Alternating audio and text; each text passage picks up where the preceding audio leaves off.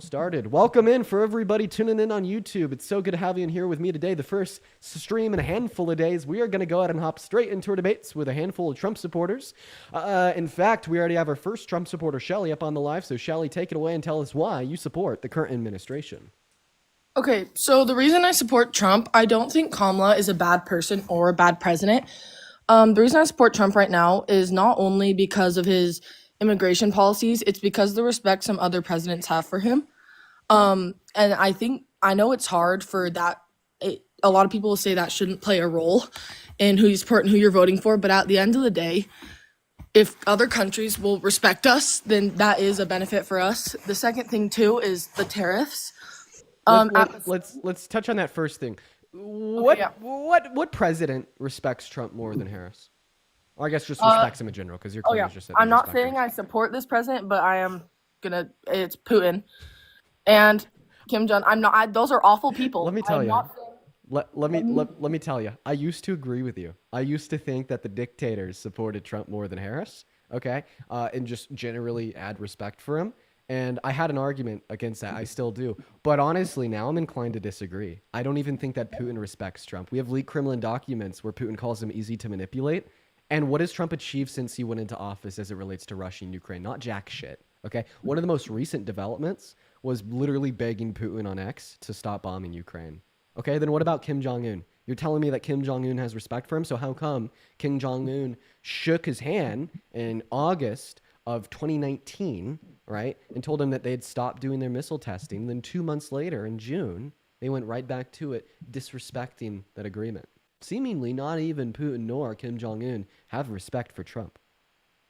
Yeah, no, so I did not know about the Kim Jong-un thing, so I do appreciate you bringing that up. I was not fully informed about that one, and then, so yeah, I do think that even if they don't, let's say, respect each other, they do have that at least some line of communication that could bite us in the ass, but it could also help with some things of not at least being on communication terms versus Kamala has no communication. And I know that could be she has not been president yet.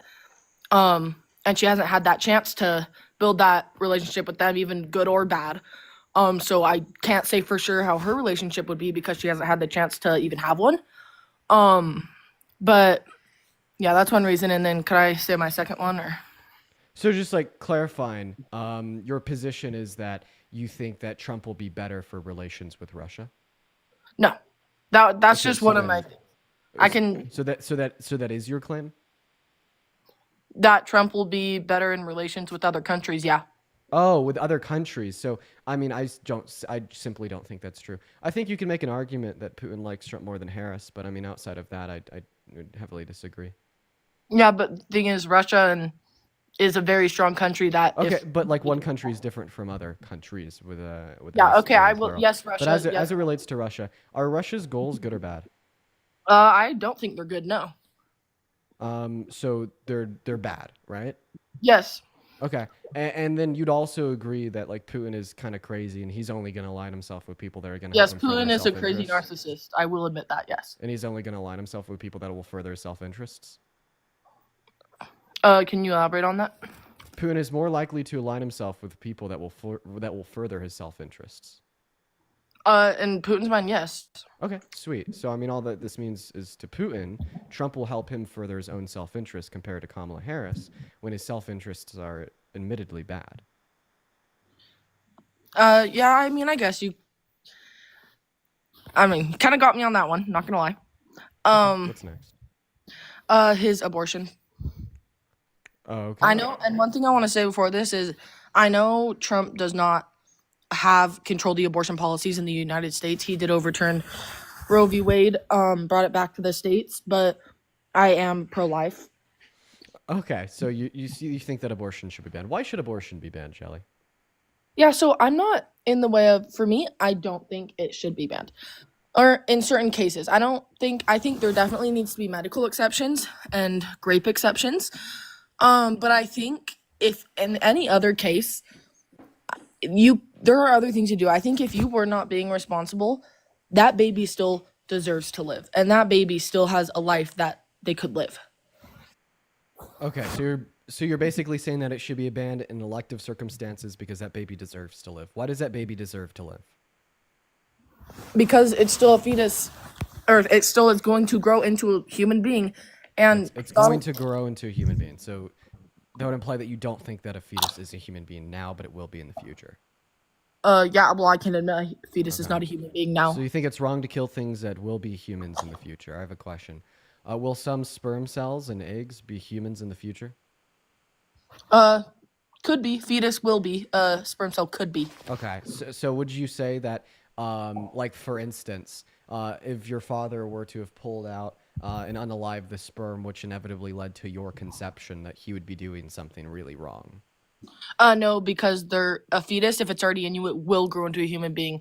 Who knows if that sperm would have? Well, I mean, Once the fetus is in you. in retrospect, we have certainty, right? Like the sperm that led to your conception would have been a human being in the future. So, like, seemingly, it would have been wrong for him to kill that sperm. And also, you're saying that fetus will be a human in the future. Well, if you think that a human is just like a born fetus, okay, well, there's no certainty that a fetus is going to be born. Miscarriages do occur. So you're just saying Yeah, it but could be as well. I don't understand how you think it's not fair to give that fetus a chance at life when it's already in the womb. It can, at 6 weeks old, it can feel sensation. Okay, that's not so. When you say sensation, what do you mean? Wait, actually, no, that's simply not true. Yes. No, that's absolutely not fucking true. Pain That receptors don't absolutely develop is until true. 20 through Not 28 pain weeks. receptor, sensation. What is sensation? It's not nothing. Like I will admit, an abortion isn't going Wait, to wait, hurt wait, during wait. What it is if it's that old. sensation? What is sensation? The feeling of stuff. It might not hurt. What is feeling? They can feel their fingers. What do you mean feel? What is it? What is define the word feel? What do you mean to feel? Do you mean to experience subjective experiences? No, Then what do you mean by feel? I don't know how you're using the term feel in this context. If I can reach out and touch a chair, I can feel the chair. Okay, but when you say that you're reaching out and you're touching a chair, you're feeling the chair, you're relating to me that you're having these unique subjective experiences of what it's like to understand what it's the touching the chair. Okay, so when you're talking about these things such as feeling, feeling, sensation, etc., I think that feelings, and sensation are ultimately all rooted within subjective experiences, right? Yeah, so then I have a Okay, question. and like sentience and consciousness. Okay, well here's the deal. Okay, a fetus can't have experiences, sensations, or feelings until it has the ability to deploy any level of sentience, and the current and like the current consensus amongst neurobiologists is around 20 through 24 weeks. Okay, so then I have a question. Okay, go ahead. Why do you think two people being irresponsible the baby should have to be punished or the fetus should have to be punished? Okay, you're shifting your argument. I would love to respond to the new argument once you respond to what I just said. That's one of my reasons. Okay, I have I multiple reasons, understand, but but I want you to respond to my refutation of your first reason. Okay, can you because repeat it? yeah, you said that it has sensation and feelings at 5 weeks. I said that's not true. The earliest 6 point in weeks. which they could have sensation and or feeling is at 20 through 24 weeks, as that is the earliest point that neurobiologists understand sentience to be able to be deployed. You're saying at 23 weeks. Yeah, 20 through 24 weeks. Yep. They can feel pain at that age. They can't feel pain at 6 weeks, but they have even the sensation of moving their tongue in their mouth. That's also would be considered sensation. They can Okay. feel the roof of their mouth. So, That's what I'm talking about. Shelly, I've already described this to you. Sensation, okay, is an experience. Can we agree there? Yeah, Okay, what's an experience? something that happens. Something that happens, okay, but like a sensation is like an experience that you could like self-acknowledge, okay? So it's like it's not just that something is happening, it's that you know something's happening, right? I think I don't know.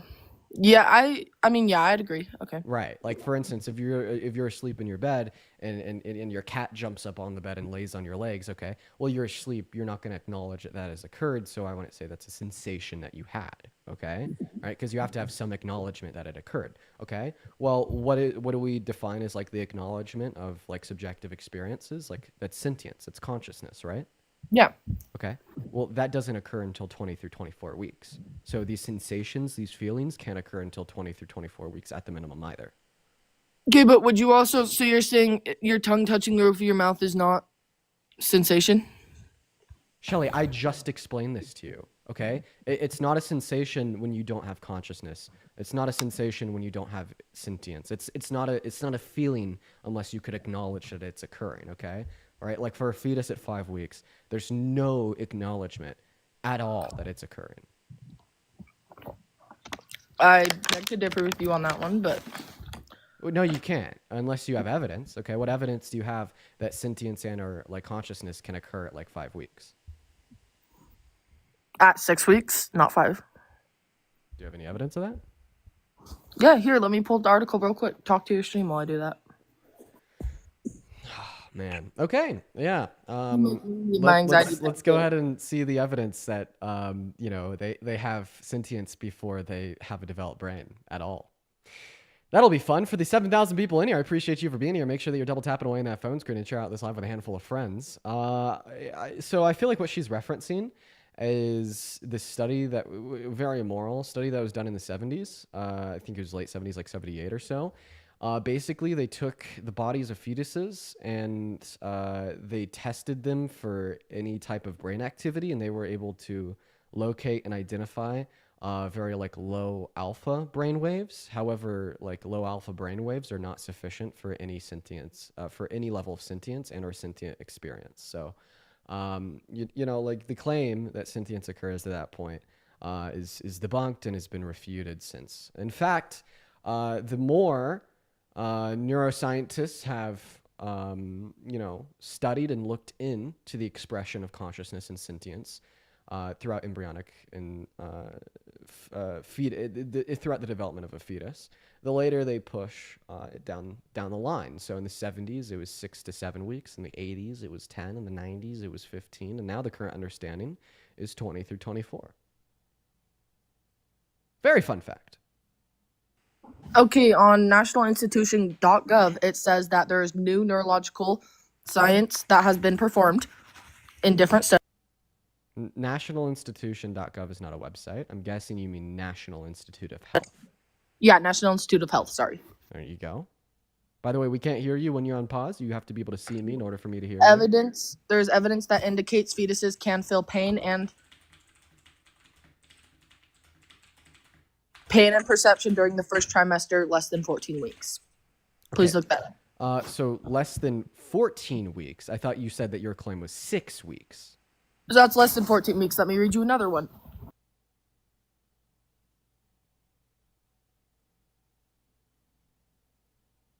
Okay, well, once again, I can't hear you if you can't see me. You're teacupping out of the app. That's what they call that. I know, I'm finding the exact article so I can read it word for word for you.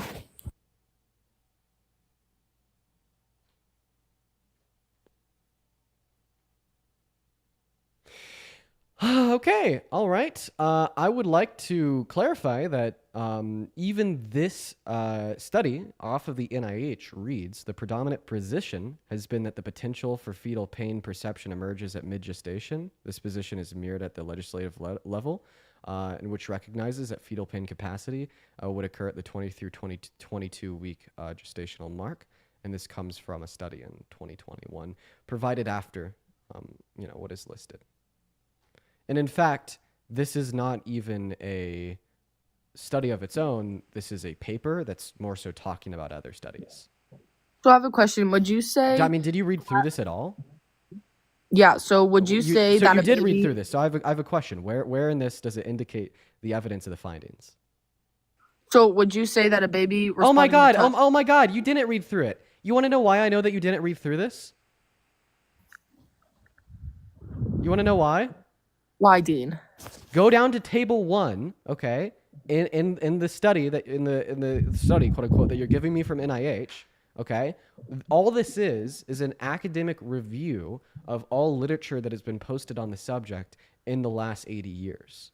So if you go down to table 1, okay, it's titled The Development of Fetal Neuroreceptive Pathways, okay, which is what they define as being required to feel and understand pain or sensation. Okay, so the first gestational wake point, which is 7.5 through 15 weeks, you want to know what their source is that pain can arise at that point? Want to know what year it's from? Dean, one thing real quick. Do you have pink eye? No, I don't. Do you want to know what year it's from? Yes. 1964. And then what about the next week, Mark? It's 7 to 8 gestational weeks. Do you want to know where their study is from that claim? You can. 1984. Okay. Yeah. Now, what about the next week, Mark? 12 through 20 through 15 weeks. Do you want to know what years the studies are from there? So why would I have Do a you want to? question? No. Do you want to know what the years their studies are from there? Why would the No, year no, no, no, no, matter no, no, if no, the no, no, no, baby? no, no, no, no, no. I will Why literally tell you why the year matters. Why do you think that year matters? They found that the baby. Shelly, I'm going to tell you why the year matters So if you're going to listen to me. Speak then. So what years were the studies from conducted that said pain can be felt at 12 through 15 weeks? I'm still waiting for you to tell me why that's relevant. I have to give you a full picture before I could tell you why it's relevant. So what years were the studies done that concluded that pain could be felt between 12 and 15 weeks?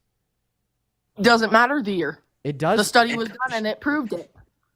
So say why the study. Shelly, say why the year sure, matters. because the study done that proved that pain could be felt at 7 weeks was in 1964. The study done that proved pain could be felt at 8 weeks was in 1984. The study done that proved pain could be felt at 12 to 15 weeks was in 2002. And then the studies done that proved that pain could be felt between 20 and 24 weeks were done in 2005, 2020, and 2021. Okay, the reason why the years are relevant insofar as when these studies were conducted is because of exactly what I said earlier. Understanding of medicine and science has continually progressed and advanced the more that we've learned. And in fact, neuroscience is a more recent field of research that was just about as speculative as quantum mechanics in the 60s, 70s, and 80s. Okay, so, but the better we can understand the field of research, the more likely we are to yield true, correct conclusions. So when we see a positive correlation between the year in which a study is released,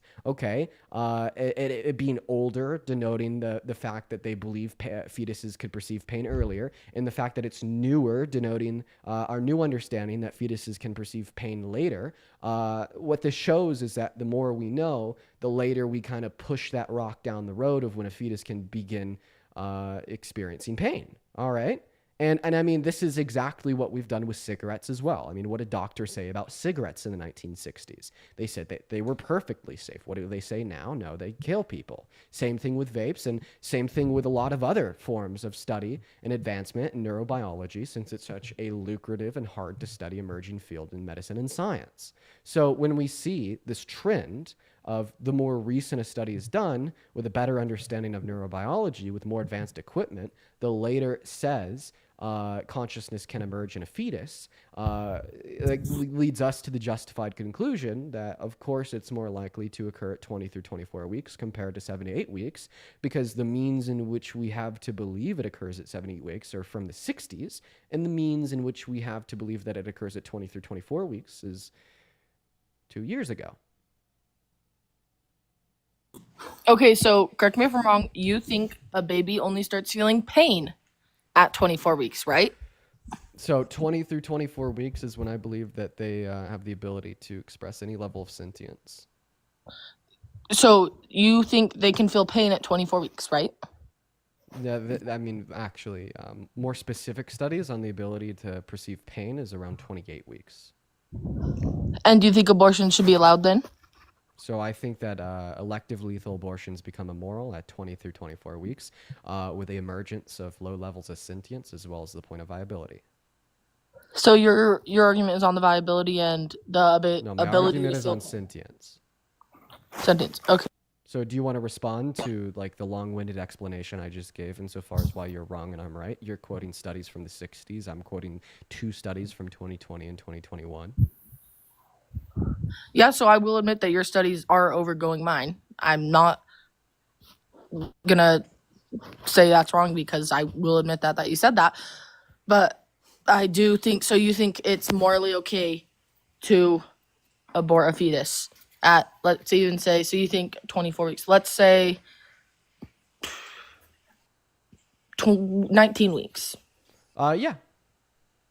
If it doesn't have the ability to deploy sentience, there's nothing wrong with it. 24 weeks? It's not okay to abort it if it's elective and it has the ability to deploy sentience. It is okay to abort it if it's elective and it doesn't have the ability to deploy sentience. Whatever that point So, may be. So, so what like about imagine a fetus gains that ability at 20 weeks. It's okay to abort and kill that fetus at 19 weeks, 6 days, and 23 hours. so why do you think that it's fine for that, but why shouldn't the mother just carry it to term? She chose to engage in tango, so Right, right. So you're basically saying even if there's nothing morally valuable about the life of the fetus, it's still the mother's obligation to carry that pregnancy to term because she consented to engage in an intercourse knowing that it ran the risk of pregnancy. Is that your position? yes. Okay. So if you smoke a cigarette and you do so willingly, acknowledging the risk that that can lead to lung cancer, and you do develop lung cancer, do you think you should have an obligation to keep that lung cancer alive, or should you be able to go get chemotherapy from your doctor? It's different because that fetus is a completely separate human being. Well, actually, no, because in the pretense of this position, the value of the fetus doesn't matter. You're saying even if the fetus possessed no value at all, it would still be wrong for the mother to abort it because she consented to the action which led to that as a consequence. See?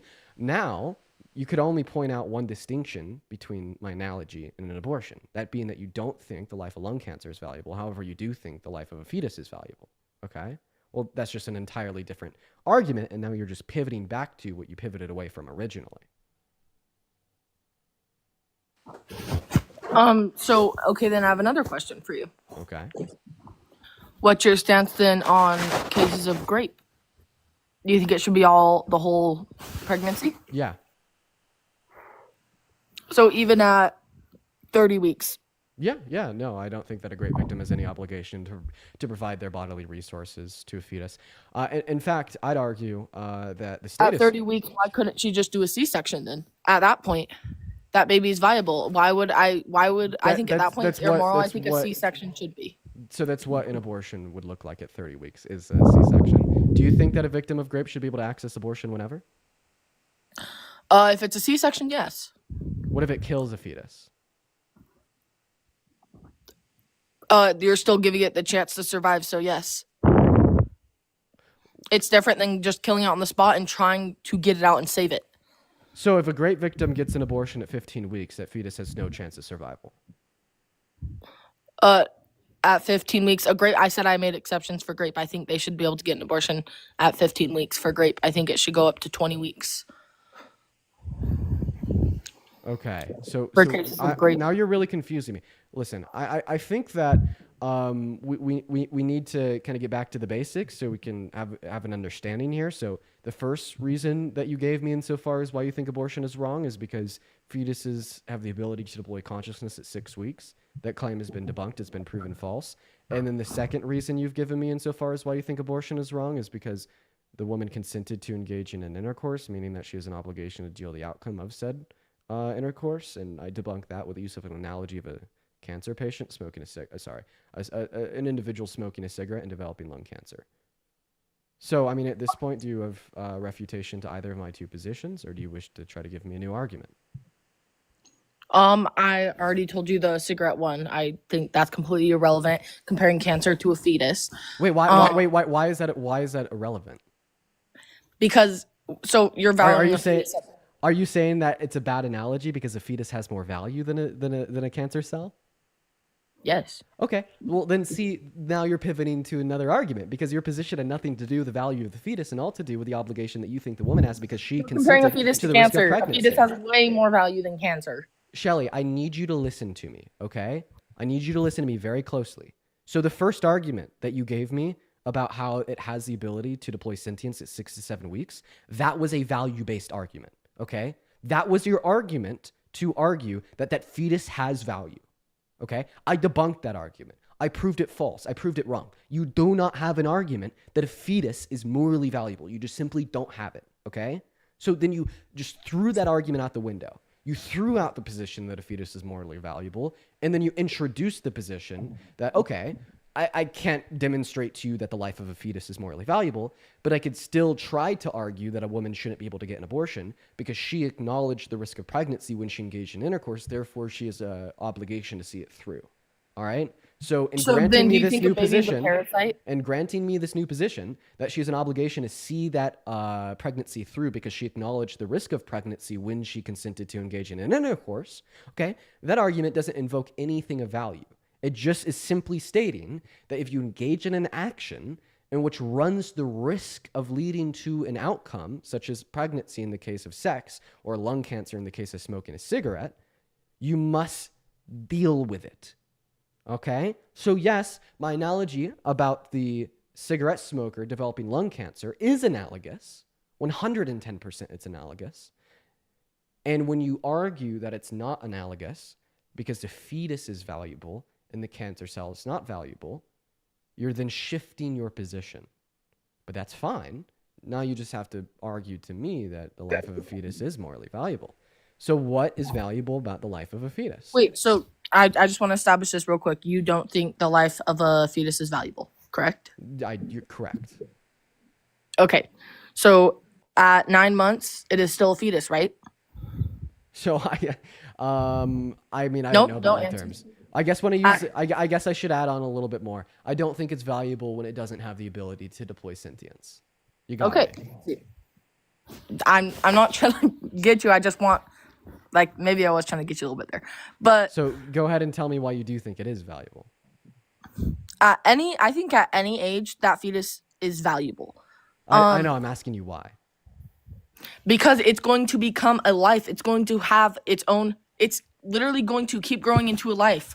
At that point, why, if it is an elective So I just want to abortion- clarify. Your position is that it's valuable because it's alive? No, because it is going to be a human. Okay, It is going I've to, already disputed that position too. The sperm cell in which led to your conception is going to be a human. Would it be murder to kill that sperm cell? no, because there's no guarantee it'll be a human. Is there a guarantee that a fetus will be a human? Way higher chances, yes.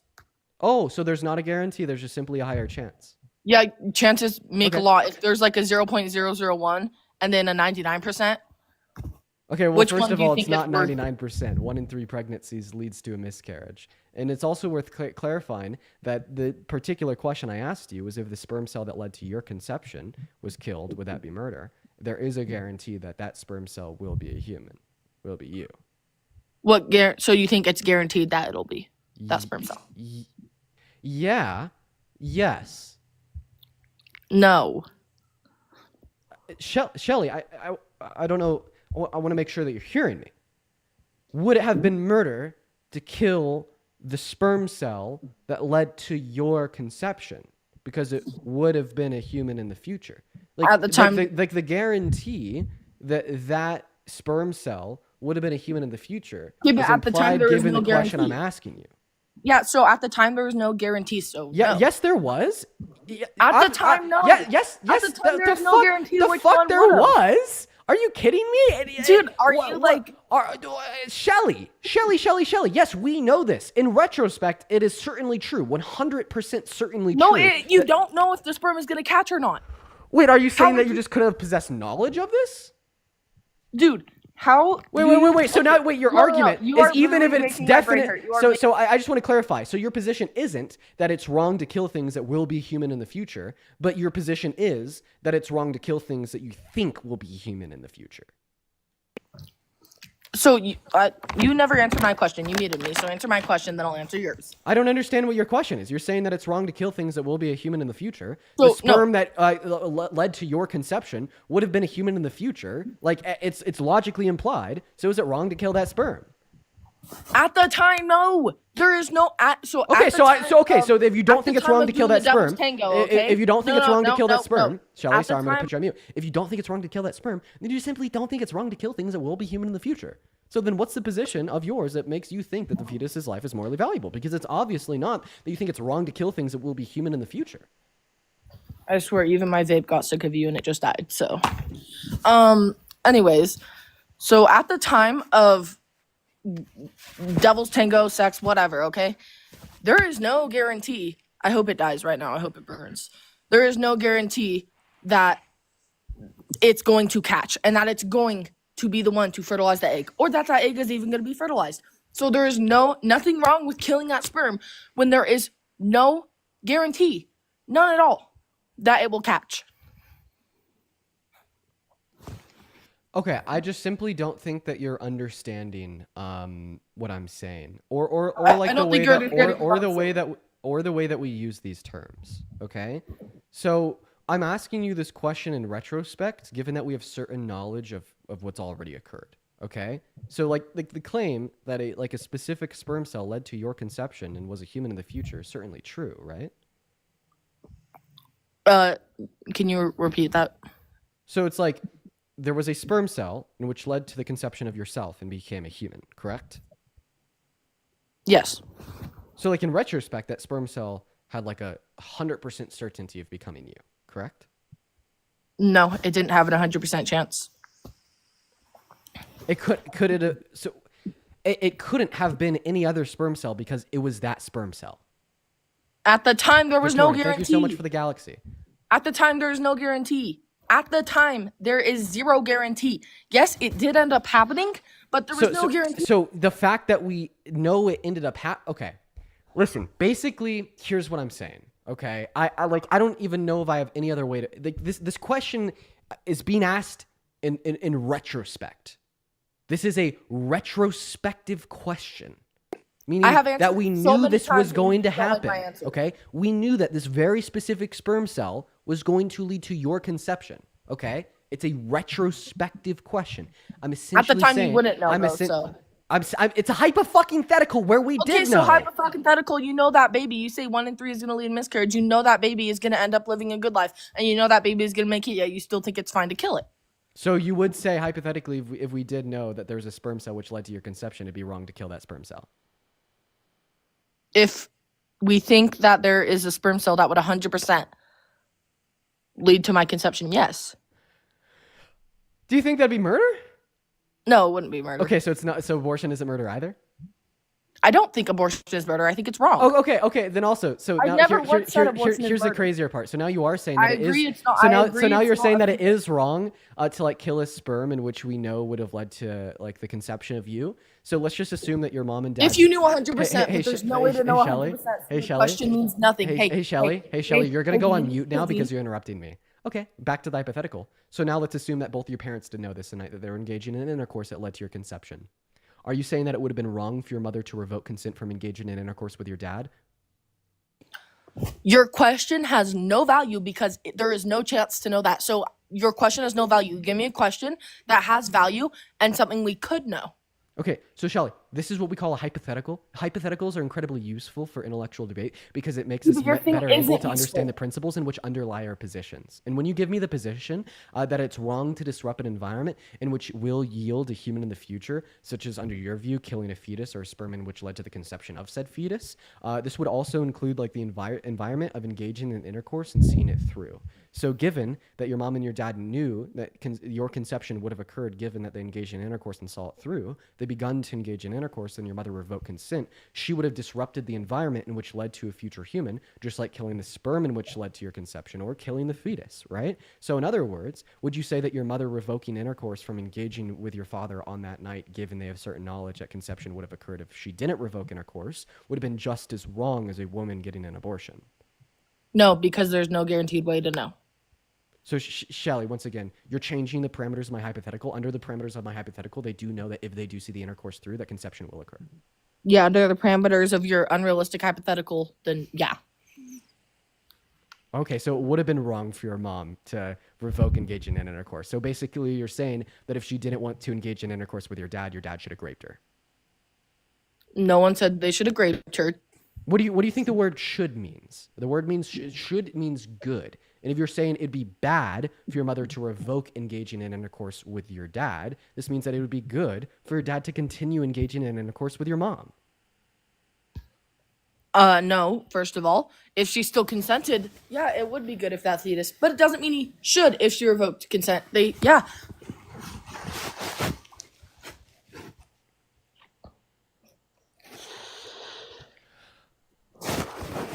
So I just want to clarify. That's wrong for this. So your mother revoking engaging in intercourse with your dad is wrong, just like abortion. You think that abortion should be illegal. So do you think that your mother revoking engaging in intercourse with your dad the night you were conceived should also have been illegal? She shouldn't legally been allowed to No, revoke. because it wasn't a fetus yet.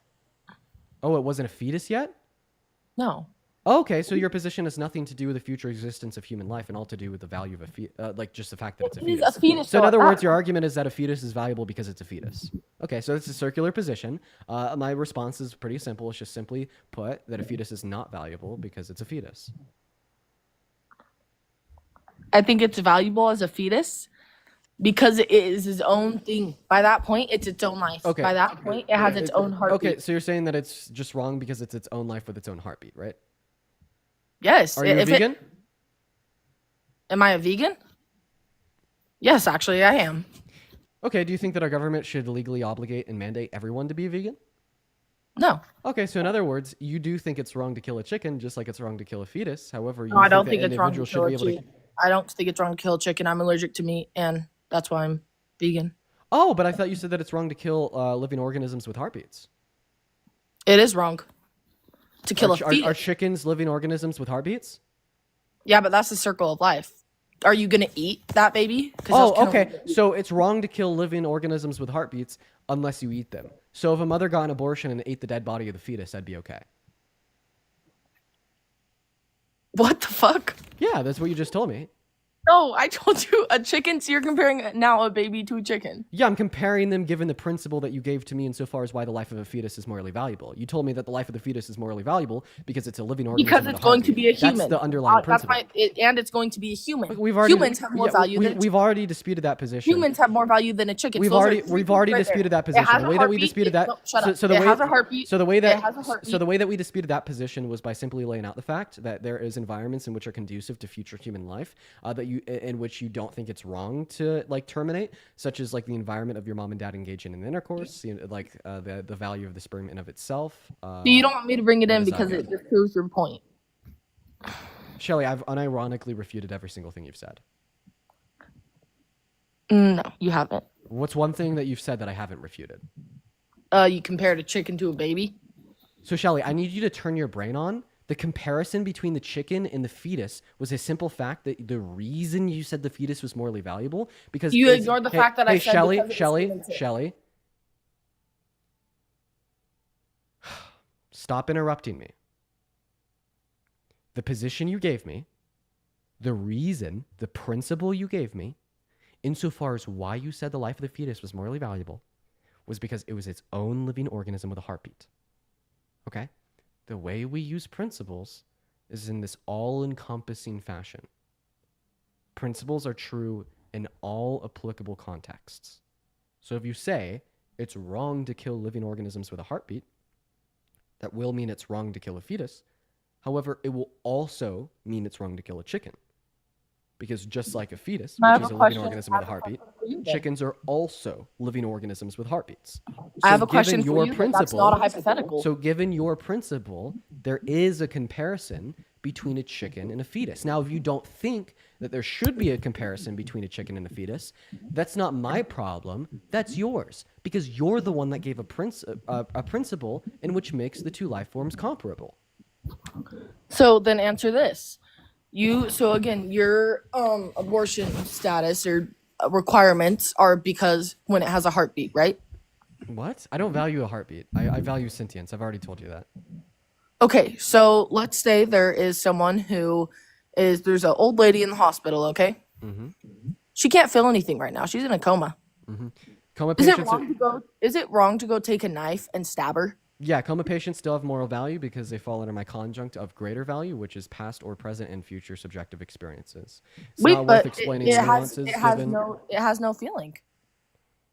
So you're right. Coma patients don't currently exhibit and or express sentience. However, coma patients fall into my conjunct of value, which is past or present and future subjective experiences. But the other thing too was viability. That they say that, oh yeah, she's not gonna live if we take her off this. I don't value viability. It just happens to align with my view of valuing sentience. See, but that's a point you brought up. So sentience too. Okay, sentience and viability. She doesn't have either. I just clarified. I don't value viability. It just happens to align with when sentience occurs. So sentience too then. Why she doesn't have any feeling? Why would it be wrong? So I will now repeat this for the third time. I still value coma patients because coma patients fall into my conjunct of value, which is an expression of past or present and future subjective experiences. So because coma patients have past subjective experiences and future subjective experiences, I still value them. There is no future subjective experiences. She's gonna be dead. Okay, well, then they're not a coma patient; they're a brain dead patient, and I don't value them. It's okay to pull the plug on brain dead patients. Okay, so let's say someone's brain dead. Can I just go take a knife and stab him? And should I be charged with murder if I do? I mean, well, given that like a family like doesn't consent to you stabbing them, yeah, that'd be wrong because you're gonna be violating like the property Okay, but rights. so the family then. Hey, Shelly, Okay, Shelly, are you gonna let me finish answering your well, question? the fetus's dad. Shelly, Should he have to consent? are you gonna let me finish answering your question? If you're gonna ask me a question, you have to let me answer it, Shelly. Or I'm so sorry. Is this like a conversation where we can't have nuance?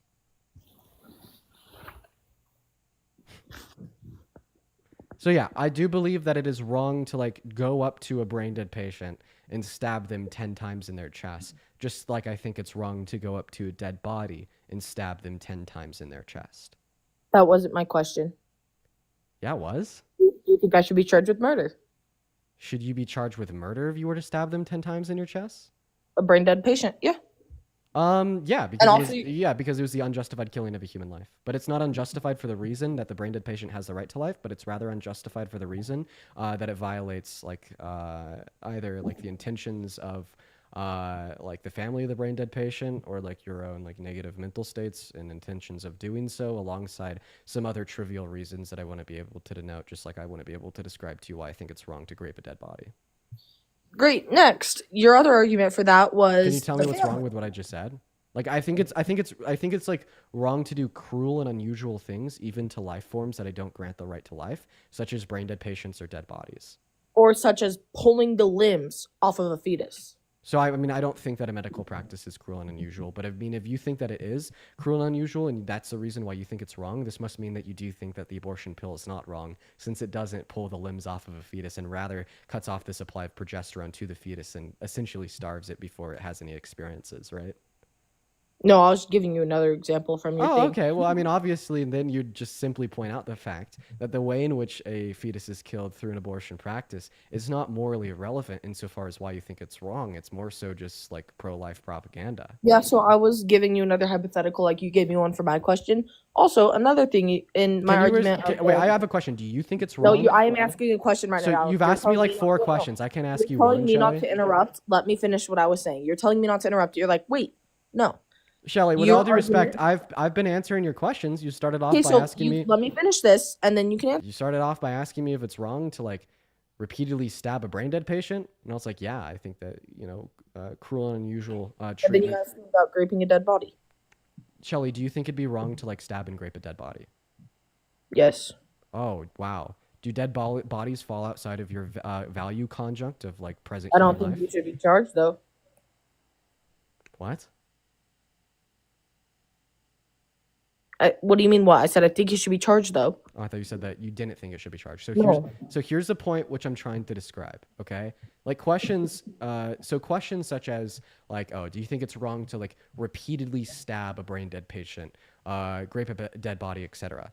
Like, yeah, we could agree that it's wrong to do those things, and we could agree that those should be punishable by the law. However, I don't think that those are relevant to the conversation of abortion. Okay, like for instance, we both acknowledge that we have these conjunctions of value. Mine is sentience, yours is future human life. Okay.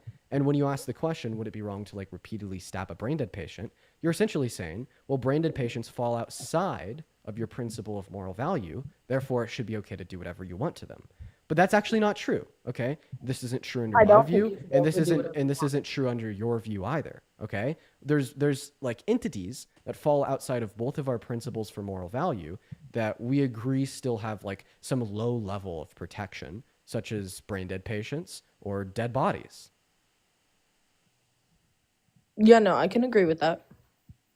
Right, perfect. So there you go. Can I ask you a question, please? Mm-hmm. Okay, so one of your arguments with that was the family. What about the other family of that fetus, like the dad whose sperm went in there? Like I do think if abortions were to be made legal, I don't think the dad should have any of the final say. But relating back to your question, I'm putting out there right now. I don't think the dad should have any final say if abortions were to be made legal. But relating back to My your position on question, this is simple. If we give men a say over what a woman can or can't do with their body in the context of abortion, then we're essentially saying that men should be able to control the bodies of women. And I would prefer to reject that notion compared to giving the father a say so over the life of the fetus, because his sperm aided and abetted in its conception. Because in order to give the father any type of say so over the life of the fetus, we're also thereby giving the father say so over the life of the mother. And I don't think that's permissible. Not to Yeah, mention no, that that's I not what a woman consents to when she engages in intercourse. I'll just give you an example. Like when everybody watching this live consents to engage in intercourse, what are you consenting to? The practice of sex, or like the practice of sex and possibly giving another human control and say so over your body for the next 9 months? You're not consenting to that second part. yeah, no, and I agree with you on that, and I'm glad you think that too. Um, I'm not saying it should be right. I'm just, saying that the family argument on the other one, relating it back to that. But yeah, no, I do agree with you on that. Um, the next thing too, we can come back to abortion, but I want to keep having a respectful and civil conversation, and I feel myself Whoa. getting. I mean, Shelly, you haven't like refuted anything I've said to any of your arguments. You gave me an argument. The life of a fetus was morally valuable because it will be human in the future. I disputed that, no response. You said it was morally valuable because it was a life of the heartbeat. I disputed that, no response. You said it was morally valuable because, not that it's morally valuable. You said that abortion's wrong because the mother has an obligation to sustain the pregnancy, given that she engaged in an action of sex, which ran the risk of pregnancy in the future.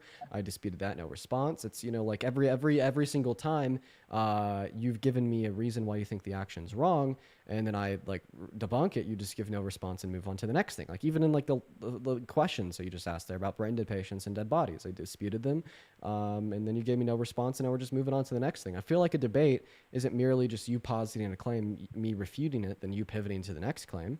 But a debate should be you posit a claim, I refute it, and then you either contend my refutation or concede. So at this point, I'll either ask you to contend any of the refutations that I've given you to all of your principles insofar as why you think that abortion should be illegal, or concede that abortion should not be illegal. Brianna, thank you for the galaxy. I will say that you got me on a lot of those. I'm not gonna lie. You have better points than me. I do think, for me, one belief that will probably not change. I mean, I can't say never. Is that it is wrong, but I do understand your point of that. Even though, like, I think it's wrong, like it still should be the mother over it. Right. That's kind of the conclusion that I want to have yielded here. It's just that Okay. it shouldn't be Yeah, I can. illegal. Mm, I think one. Okay. What can we come to a civil agreement on this? Of I after some of your points and stuff, I can say that great patients, yes, medical, yes. I don't agree all the way up to 24 weeks. I do think that's a little too far, but I could say maybe we can end it at 12. What happens at 12 weeks that makes you think abortion should be illegal at that point? I don't think just because anything specifically happens. I think it's because it gives you enough of a window period once you find out. You can Yeah. usually find out you're pregnant. Yeah, You know what I mean? here's the issue with your position. You're telling me that this action should be illegal, not because you value the life of the fetus, but all because you think that the mother's had enough time to already do it. You're making it about the mom. You're not making it about the life of the unborn. That's why I think that the quote unquote pro life movement is, in all reality, a pro control movement of women and their bodies. Yeah, no, and I can see where you're coming from with that. One thing I will say is you have changed my perspective a little bit, not on everything. I do still think it's wrong, but I do think that it should be. I mean, an option up to some point. I'm not too sure on that point yet. I haven't. I'm just coming to this conclusion. I haven't done enough research, but I can come to a civil thing on that of up to some point. It shouldn't just be illegal, even though I think it's wrong. Okay. Well, yeah. There's other things you said you wanted to talk about. Yeah. So I Okay, was gonna ask. before we hop into it, I just got a couple people to thank. Okay. Hugo, thank you for the 12 pounds over on YouTube Super Chat. I do really appreciate you so much for the love. Thank you so much. As well as Jennifer with the $10 on Super Chat, Katie with a 5, and then Salem with the 20. Thank you so much for the love, Salem. That is Salem. Everybody, please show some love to Salem down below in that chat. Salem says, so happy to see you back. I hope you continue to take care of yourself. Your health is very important. Sending love. I really appreciate you for that. That's incredibly kind of you. As well as Carmen with a $50 Super Chat over on YouTube. I do really appreciate you so much for the love, Carmen. That is so incredibly kind of you. Everybody, please Show some love to Carmen down below in the chat for the $50, dude. Seriously, 500 Carmen W's. Carmen says, Dean, thank you for doing this work. You teach people every day, even if it's not the people in the queue. I guarantee you're changing the world. Carmen, I do really appreciate you for the kind message. Yeah, I mean, I'm kind of rusty, just getting back into things. This is like the first debate I've had in a handful of days. But I do really appreciate you for that love, Carmen. As well as Dolce. Thank you so much for the $5 on Venmo. I am doing all right. And Jenna with a 25. Thank you, Jenna. As well as Lovey with a 10. I'll check my Discord DMs. Everybody, please show some love to Lovey, Jenna, Dolce, as well as others, guys. Thank you all so very much. As well as Brianna, thank you so much for the $15 over on PayPal. Brianna says, guys, leave Dean's eye alone. It's a Democratic demon eye. Yeah, it's a DEE. That's right. Thank you so much for the love, Brianna. Anyways, what else did you want to touch on? Yeah, one question real quick. Where's Parker? Parker's taking a break right now.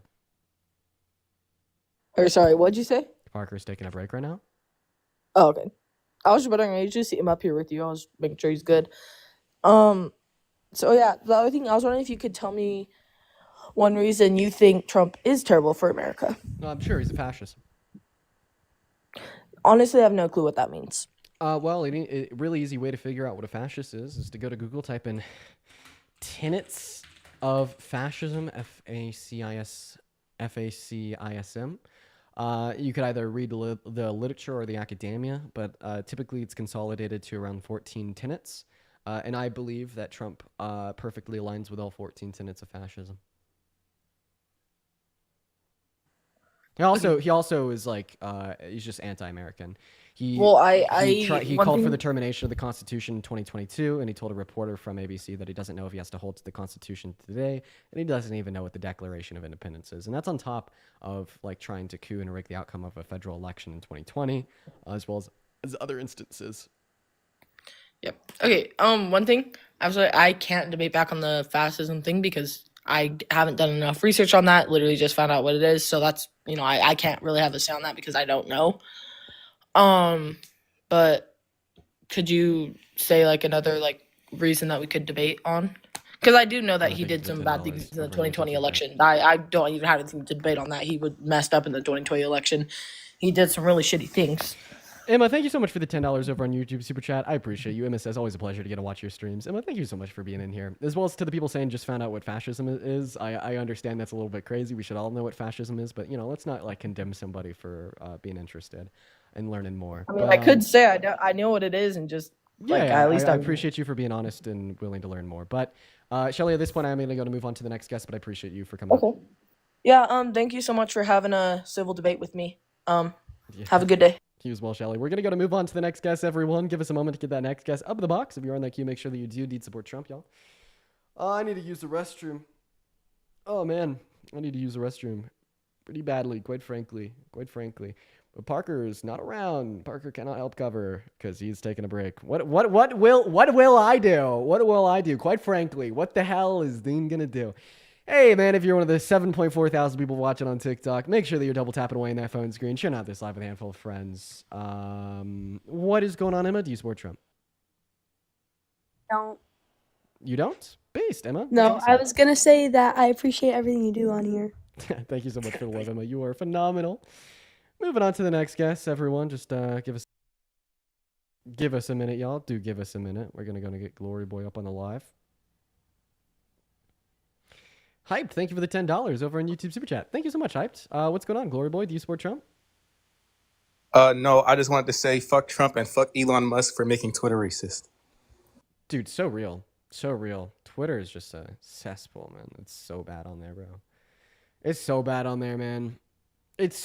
Oh my God.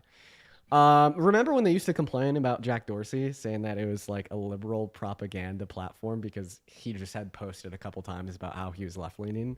But now that we have somebody on Trump's literal administration owning and operating the platform, this is where we're at today. What's up, Baxi? Do you support Trump? I do not. I'm a centrist, but I was curious. I have two questions if I could ask you. Feel free to ask me one. All right. As a centrist, I was curious, why do you think Americans are increasingly voting for candidates on the far left or far right instead of moderates who aim to represent the majority? Well, I actually don't think that moderates represent the majority right now. And here's the deal. I think, tough times call for more extreme measures. And when we see an incredibly far right leaning president such as Trump, you know, it's just gonna like prop up more extreme support for further left movements. Um, and like I don't even know what a moderate is right now. I don't know what a moderate in America looks like. You know, what is it? What is a centrist when we're having conversations about how the current administration is fascist? You know, how do you take like the middle of the road approach on that issue? You know, what's the moderate perspective on economic policy that's sending I could America give you an into a example of what recession? I look like, but I'm not sure I'm fully representative of what the middle is, I guess you would say. I don't know. I think that today the moderates are the Democrats. Um, maybe, but I appreciate you for coming up and you know, good questions, good thing to think about. But we are just looking to have some conversations with people that do support the current administration. Like yeah, I really do think that like right now, like the Democrats are moderates. It makes any sense? You know what I mean? Like I'm not so sure that you could have like a right leaning moderate. Like I'm not convinced that it's even a thing right now.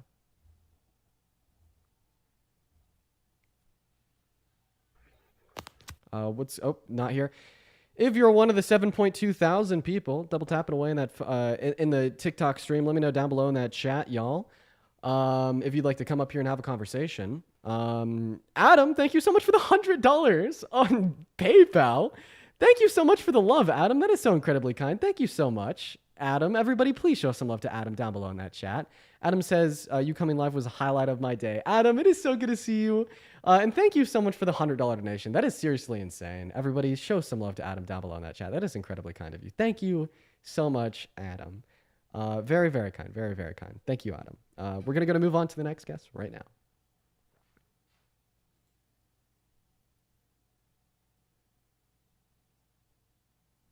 Hey, what's going on? Do you support Trump? Great perspective. Great perspective, quite frankly. Phenomenal perspective. At the end of the day, couldn't it be better?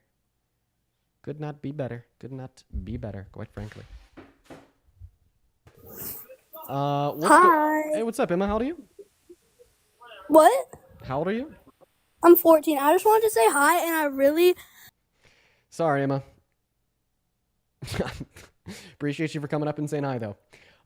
We're gonna move on to the next guest, Sam. We got Sam loading into the live. Shout out Emma. Shout out Emma. Gangsta, thank you so much for the $50 super chat over on YouTube. Thank you for the love, Gangsta. Gangsta says, Dean, I wish I could call in just to say a word or two. I think, you know, at some point this week, we're going to do that. We're just going to have a stream where we're talking to the community and whatnot. I think it's been a long time waiting. But thank you so much for the $50 super chat. Everyone, please do show some love to Gangsta down below. Thank you so much. What's going on, Sam? Do you Love you, support Gangsta. Well, I'm British, it doesn't even matter, but Shout out you, Sam. Shout out you, Sam. We're going to move on to that next guest. Yo, go ahead and drop a MAGA down below in that TikTok live comment section if you want to come up and debate. Yeah, do that. Do that, quite frankly. Do that, quite frankly. Do that, quite frankly. Who's next? Who we got? Get me in a MAGA. Somebody in the chat says, that was my daughter, Emma. Why did you kick her out? I'm going to find you. Jesus Christ, calm down. Crazy. Nobody wants the heat, supposedly. That's what I'm hearing, quite frankly. Hey, what's going on? How old are you? 27. Could you hear me? Yeah, I sure can, man. Do you support the current administration? I do, and I usually always support the principles of most Republicans. And I say most because, you know, there's some I have that a are question. like, yeah. What traditional Republican principles still stand today in the Trump administration? I don't see them. I mean, I will say some of them have strayed slightly, like the tariffs. I mean, I'm a free market capitalist. Republicans have always like disliked tariffs. Trump isn't a free market capitalist. Hold So on. what are the I principles know that you're still gonna stand? I know you're going to go down that path, but you know, there is something to be said about hollowing out the manufacturing and having to do something. And yeah, we don't like tariffs, but it's not like as bad as inflation. You know, you have The tariffs aren't going to cause inflation, dude. We may even be we potentially may experience stagflation in a recession. No, I'm just saying, yeah, it isn't the best thing to do. Tariffs aren't the best thing to do, but it's better than like what has been happening so far. According I to think according to what economic metric? again, I'm not here to. We don't need to like. I'm not the biggest fan of tariffs. Don't get me wrong. Again, I'm a free market capitalist. But like again, the principles of Republicans, I think I agree with more than Democrats, and I think Trump is a new wave Republican for sure. But I would much rather side with him and compared to a Democrat that's trying to take your gun. So let's just talk about gun policy. I I think he understands that most of the nation, um, wants some type of what's it called? Their right to bear arms. Now you might not like that, and there are some people that don't like that. But I mean, I see the value in having my right to protect myself. Okay. All right. So real quick, out of the last two administrations, Trump and Biden Harris, which one passed gun control? Not sure. You tell me. The Trump administration, bump stock ban. Which one passed unconstitutional gun control that was stricken down by the Supreme Court? Tell me. The Trump administration with a bump stock ban. So I mean, if we just look historically speaking, the last two presidential administrations, and we simply observe which one passed any gun control, which is Trump, but then on top of that also observe which one passed gun control that literally did infringe upon your Second Amendment rights. That was also Trump. And I mean, if you just value the Constitution and the rights in which you have because of the Constitution, Trump would be like your least favorite president ever. He tried to violate your right to vote in 2020 when he tried to install himself as a candidate, rigging the election, attempting to steal it from Biden. He called Wait, so for those the reasons, articles in the Constitution of December 2022. He's already been violating the constitutional rights of many individuals in this country, such as Abrego Garcia. The Supreme Court ordered Trump to facilitate his return because he was not granted due process, and the Trump administration told him no. Then he went on an interview with ABC News. He was asked if he has to uphold the Constitution. He told them he had no fucking clue. Okay, and he's run on other constitutional violations in the last two of his administrations, such as throwing people in prison for burning the American flag, which is strictly protected under our First Amendment right to freedom of expression, and ruled on by the Supreme Court in 1978. So, in other words, hold on. Traditional patriotic Republican value of caring about the Constitution has been decimated, ran over, and destroyed by this wannabe self-described king. Let's just stick to like gun control for a second. So for those reasons, you actually support Trump then. If he's so like adamantly against like my right to bear arms, then you support him for everything that he's been doing, right? So I mean, I don't know enough about the bump stock ban, what a bump stock is. Oh if it's a good or God! bad So now thing. you don't know, right? Why So are let you me cutting ask me you. off while I'm responding to your question? I've done a pretty good job of letting you speak. No, you haven't. You just cut me off. You asked me a question if that means I support Trump, and then you cut me off. Oh God. Okay. Can I finish responding to your question? Okay, so you just cut me off. Because I still haven't finished responding to your question. Okay. Okay. Keep going. Yeah, so you said, oh, well, Dean, if Donald Trump was passing unconstitutional gun control, this must mean that you support him. So first, through pragmatic lens, absolutely fucking not. Are you kidding me? Unconstitutional legislation is going to get us nowhere. Okay, why would this give me reason to support him if it's not going to move the pendulum whatsoever insofar as gun control in this country? And then B, I don't know what a bump stock ban is, so I don't know if it's like common sense gun reform that I would support. There you go. There's a genuine answer to your bad faith question. So your overall. So do you think that the Kamala campaign or whatever or any type of Democrat would be easier on guns? I think that Kamala Harris like ran on more gun control than him. Like I think that she wanted to ban ARs. I don't think that he did. But I mean, this would have never have posed a threat to your Second Amendment rights if it were to have been passed, because, well, it would have been passed and the Supreme Court wouldn't have checked it. And if the Supreme Court did check it, guess what? It never would have been implemented, because the Supreme Court today is conservative leaning 6-3. Never would have happened if it violated your Second Amendment rights, and it would have been under a very significant amount of scrutiny. So, I mean, I actually don't think that there was a material difference insofar as the policy of the candidates as it related to respecting the Second Amendment. But once again, I think that this just calls for the broader conversation of upholding the Constitution, and we all know who comes in last place. In fact, I'd argue that we've never had a president worse for the Constitution than Donald Trump. I disagree. I mean, you have Kamala, or Biden outright, supporting the ban of certain rifles. So I mean, you could say that, but that Trump has done certain things to Come on. destroy constitutional rights with like removing bump Oh, stocks. But come you have another on. candidate. Hold on, you're interrupting me.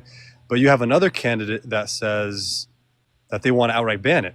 So of the two, That doesn't change my point. 1 second, sir. That doesn't change my point at all. So let's just assume. I'll give you. Let's just give me 30 seconds. Let's just assume, to make this conversation as easy as possible, okay, as easy as possible, let's just assume that legislation to ban ARs is unconstitutional and that Kamala Harris did advocate for that constitutional violation. Guess what? Donald Trump is still significantly worse. He's the one that didn't just advocate for constitutional violations, but called for the abolishment of the Constitution.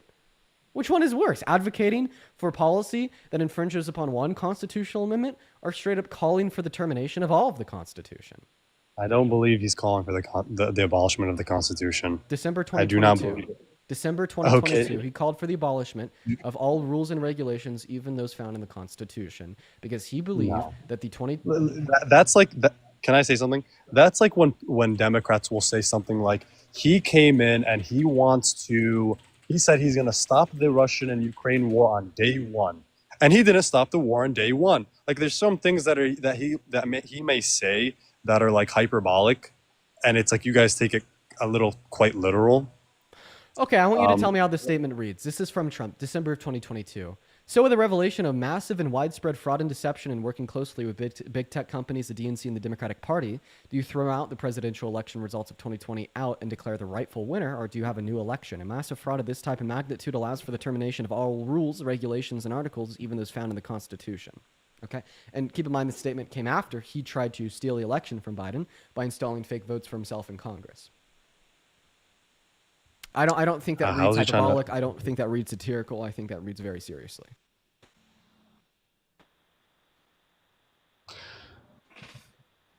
I don't really see that. I don't see that. And maybe you could like pull up your little few points or examples, but I don't think that speaks to like the broader principle. Can you hear me?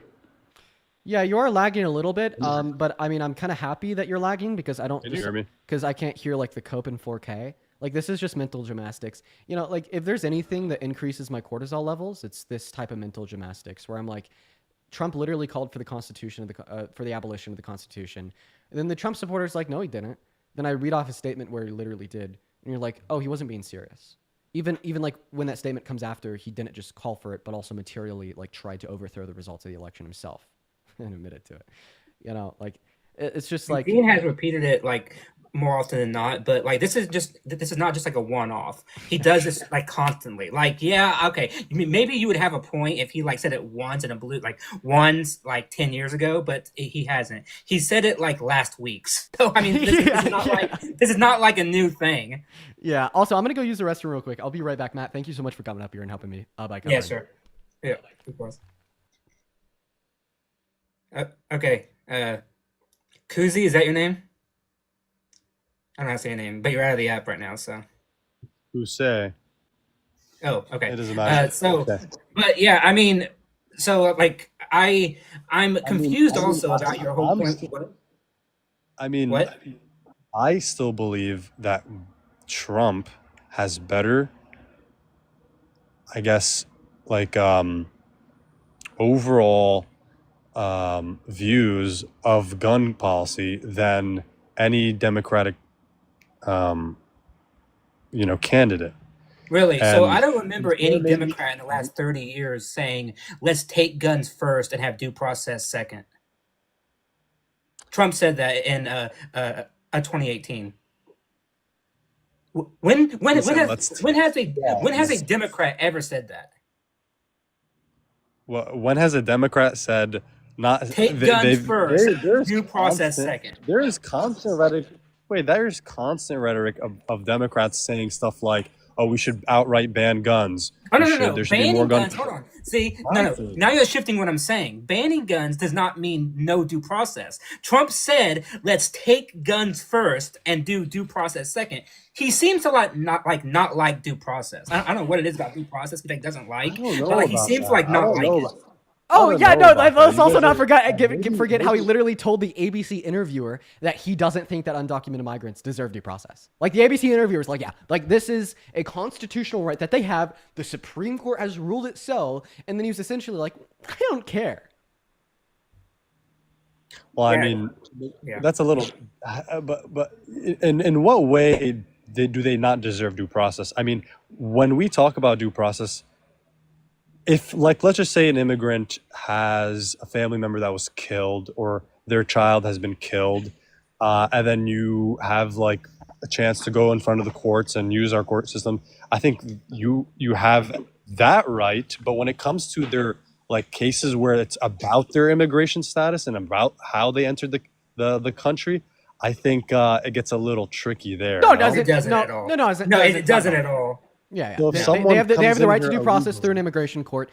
They do have that constitutional right. The Supreme Court made it very clear to us in their ruling about Abrigo Garcia specifically. Yep.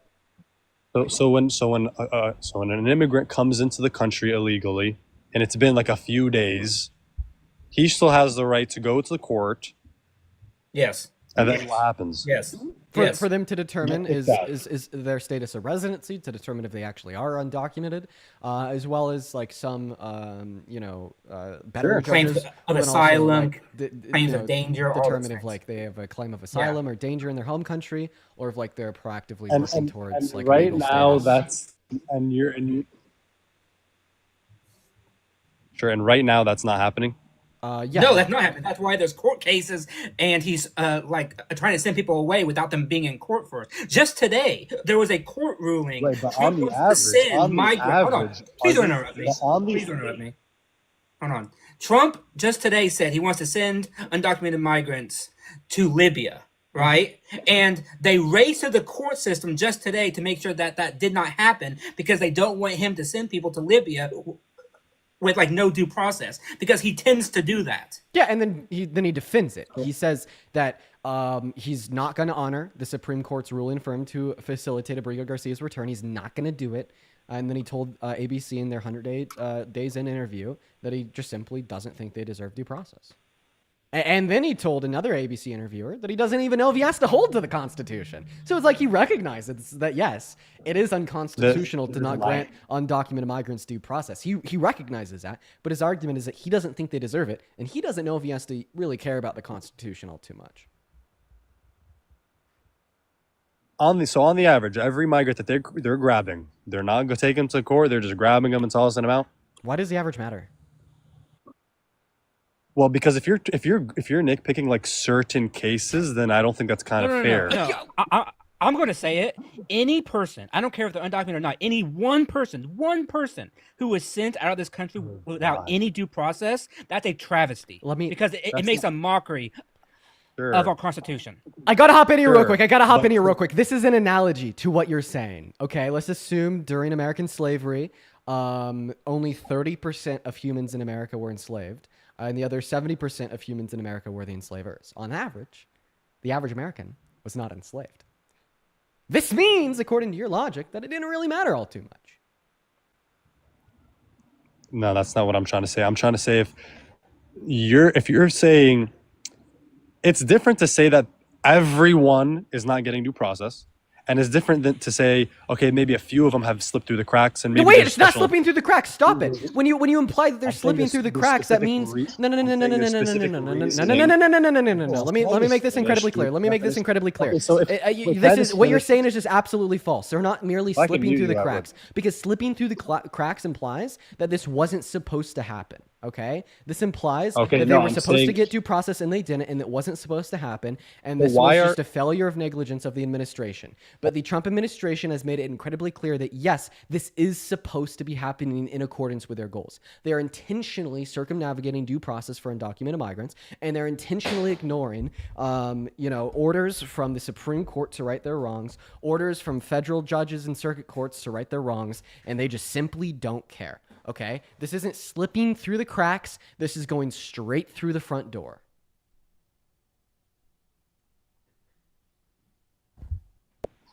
Can you hear me? So why is it that there are some migrants that are getting due process and others that aren't? You'd have to ask somebody more informed than me. The same reason why Wait, no, but some if good you're things happen saying or something bad. Wait, hold on. no, Because they and listen, we don't need because to speak. no We don't need to speak into. Okay. what? You asked So a if question. you're saying, wait, no, I'm saying, so if you, because let me just elaborate a little bit clearer. If you're saying their like purpose is to circumnavigate due process, and they are That's what they're intentionally do saying. not give a shit. Hold on, they do not give a shit about due process. Then why are they giving it to some certain Wait, people? it's not even a then why. That's Well, exactly why- what Trump has but said. you're- Okay, but why is that? Why is it? But you're making the claim that they don't care about due process, but in reality, like once there again, are some that's people that do due I process. want to clarify. there's a- I'm I think going there's to special clarify for the cases. very last time. I'm not the one that made that claim. Trump's the one that made that claim. Your question? Ask Trump. Like, Also, too, just to mention, all regimes that move toward authoritarianism, they don't always go after everybody at once. They always start with one group, and then they migrate to more groups and more groups. They don't just go after everybody at once. Trump has picked on undocumented migrants for a very specific reason. It's because he believes that by doing so, most Americans won't care about it. But it turns out that we do. These Americans can have two opinions at once. They can say, yes, we want to have better security, right? But we don't want to send people out of the country without their due process. Two things can be true at once. I think on the average, he's handling migration much better. I think majority of the country saw a big problem with migration. You see New York City, a more liberal leaning state, and they're even having a crisis over there.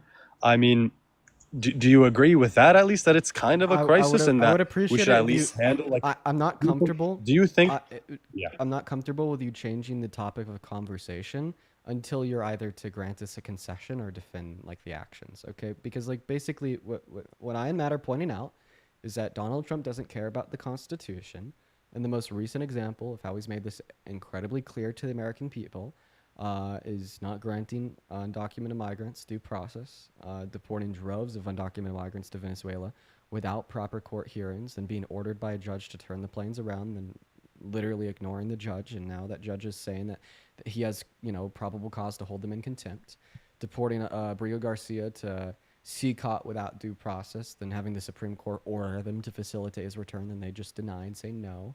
And then Donald Trump taking it one step further by then saying that he doesn't think they deserve due process, and he doesn't know if he has to honor the Are the Constitution. cases done? Are any of those cases like officially been? Yeah, No. Like, Brio finished? Garcia's for sure. Oh, wait. What do you mean by done?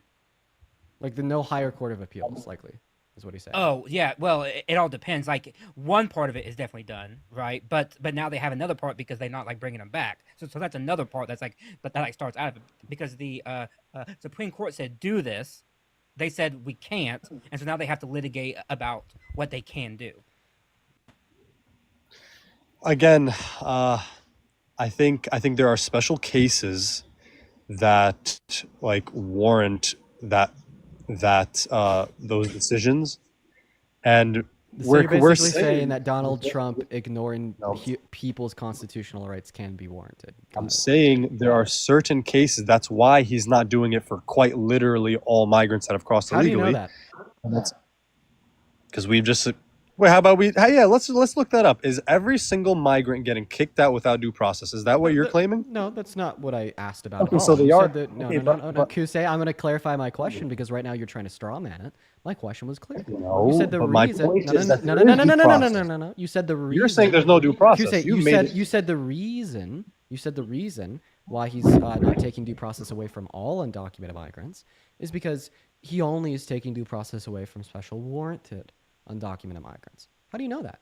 How do you know that's why he's not taking due process away from all undocumented migrants?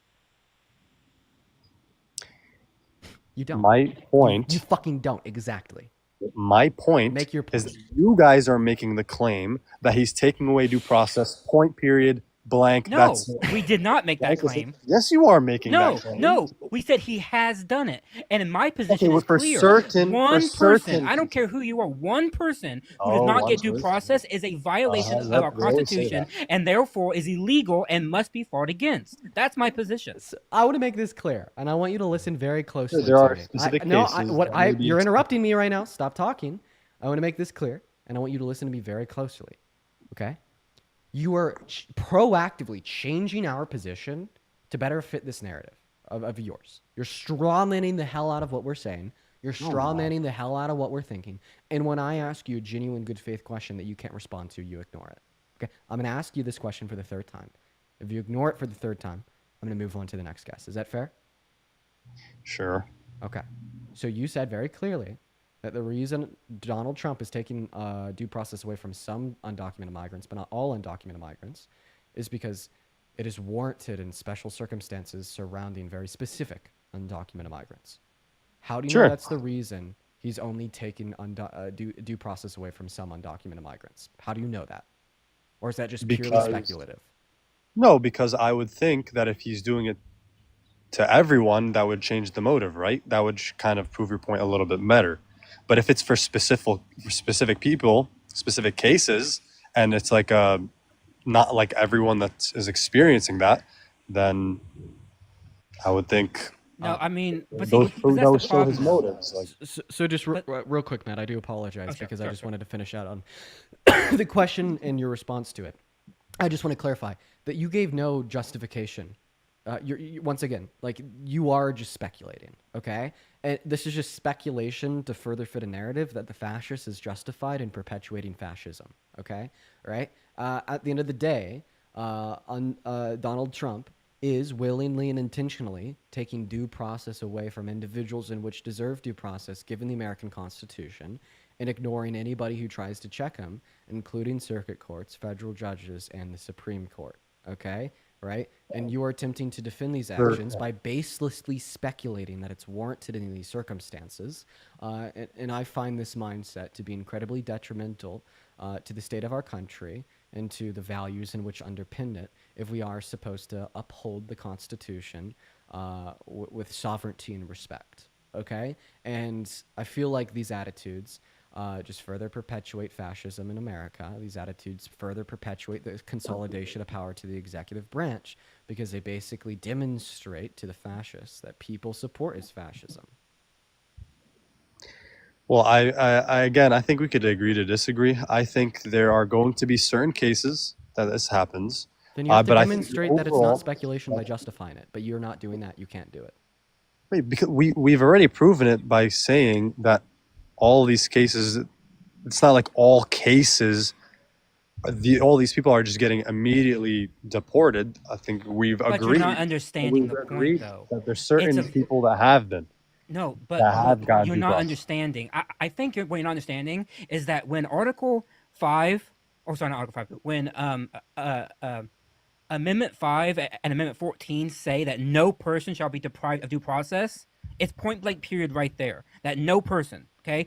There's only two instances found in the Constitution when somebody can be deprived of it, and that's from Article 1, okay? And so understand. you can go and see that those two requirements have not been met, okay? They have not been met. Yeah. And what? I understand, but I'm saying I think their ambition, sure, I think is a little bit better than the ambitions of like Democrats that have kept the border wide open and allowed fraud, allowed lying, allowed manipulation of our current system. And Once okay, again, so Trump we are comes in. okay. Let us You finish. can make 2 points at once and still have a fine idea. We can claim, some people can claim that they want a tighter border, but not want people deported without due process. Those two things can live together, but that's not what's happening. Also, by the way, your claim that the Democrats left the border wide open, that's just other propaganda, but we'll get to that. How is that not propaganda, dude? I mean, sure. Why do I'll, we see- in two why do sentences, we see- I'll prove to you why that's just propaganda, and you're Okay. gonna see it, and then you're gonna be like, oh yeah, that was a silly comment I made. All that you're There you saying go. when you say that the Democrats left the border wide open, that the Biden-Harris administration left it open, is that the policy for the border passed under the Trump administration opened the border, And then because they simply let that policy play out and took a step back, they left it wide open. So saying that the Biden administration left the border open is saying that Trump opened it. See what I mean? See how that's a silly claim? Like a really silly claim? I don't think the Biden administration has handled the border as different claim. That's a different claim. Let's stay on track with your first claim that they left the border wide open and how that implies that Trump opened it. What do you mean Trump opened it? Well, I mean, sure. Do you think that Trump was he passed a shit ton of border policy in his first administration? It's what he ran on, and it's what a lot of Trump supporters talk about. So if the Biden-Harris administration, the administration that followed his term, simply took a step back and left it open, okay. Well, I mean, that this implies that the policy passed by Trump in his first term opened it. Like, you know. I mean, I think it's clear. Or did like Trump just leave it open too, and it was opened by like Obama or Bush, Clinton, etc. Well, what are the numbers on border passings under Trump's first term? What are the numbers? Why don't we look into that really quickly? Because I think there are significantly more under Biden's administration. Okay, there was. So this means this doesn't mean that the Biden-Harris administration left it open. That means they opened it themselves. So what policy did the Biden-Harris administration pass to open the border? I mean, my overall point was that they didn't handle it as good as I think Trump has handled it, or conservative. So what policy did they pass to open the border? You're taking it too literally when I say like open the border. Like you're taking that too literally. What bad border policy did they pass? It's more of funding the border, getting more border patrol agents out there. I think building border patrol a was wall, funded more under Biden and Harris's term than Trump's first term. building a wall, not fighting over that as aggressively. Building a wall, Trump built less than 50 miles during his first term, and then when Biden and Harris tried to build more, Trump stopped them. I think pursuing illegal immigrants a little bit more aggressively, and not just like A little bit. Right now, Donald Trump's month-by-month average of deportations is lower than Biden's. Like, come on, man, you got to give me something here, because every point you've made so far is demonstrable. No, I kind of agree to that, but I believe there should be a little bit more. Okay, But I disagree with mass deportation, but I just want you to tell me like what bad policy the Biden-Harris administration passed, or like what they did bad as it related to the border. light-handed. I think they were a little bit more light-handed, and sure, maybe What does that mean? think- I need you to give me a think specific demonstration. You can't just Obama say has- light-handed. I need you to be specific about policy they passed through Congress or executive orders they signed into law. I don't know the details of that. We could speak like Also, generally. you said more aggressive. Yeah, we should get more aggressive than violating people's constitutional rights. You're a fascist too. Wait, how am I? Wait, what? How are you making those assumptions? I'm just saying. Yeah, we you're saying that the current fascist policy, the current fascist regime, isn't aggressive enough. Come on. Wait, how is it? Okay, so what I'm saying is that the people that come here illegally, should not be here illegally. Do you agree with that or no? Yeah, that's why I think that they should be offered a pathway to residency or citizenship, given that they haven't committed a violent crime. So you agree that immigrants shouldn't just waltz right in here? Yeah, I agree that we need to do something to reduce undocumented entry into America, but I don't think that violating people's constitutional rights, pulling off a mass deportation, or building a wall is going to fix the issue. I think the only way to fix the issue How is is to that make the not legal gonna- means of entry into our country better. And the reason why those things don't fix the issue in the long term is because they don't address what's causing the issue. I think what causes individuals to have more incentive to enter into America with the use of undocumented means compared to legal means is the fact that the legal means are simply unattainable to many because of how long they take or because of how expensive they are. So if we want to address the root of the issue to reduce the consequent in the long term, that means we need to make the systems of legal migration into America better today. Why don't we talk about the source of those ambitions to come into a country? How about we talk about the earlier sources of those ambitions? I don't think it's because our system is difficult, but maybe those countries have very bad economic situations. They aren't properly run. So because of that, we should allow all these countries to swarm in here? No. And see, that's the problem here too. Democrats for the last 40 years have tried to address what you I just said. right? We have tried to prop up these nations in order to get the residents to stay. Maybe we shouldn't right? prop it up. Well, no, hold on. You just advocated for the fact that maybe we should try to stop it from happening No, I didn't say right that we there. should. No, I'm just saying just because a country isn't doing so well in a different isn't doing so well economically doesn't mean that we should just allow everyone just to come on in here and just try to get their citizenship. No one's saying that we should just allow anyone to come in here with like no checks or anything. But the whole point is to try to figure out why people are actually coming over here in the first place, and to try to lessen those effects, because we don't want to just shut off everybody, because we are a nation that brings people in when they need to come in, because that's one of the reasons why we have this nation to begin with. Yeah, here's my position. I think anybody that wants to become a resident or citizen of America should be allowed to become a resident or citizen of America, given that they don't have a history of violent crimes. And why do you disagree with this position?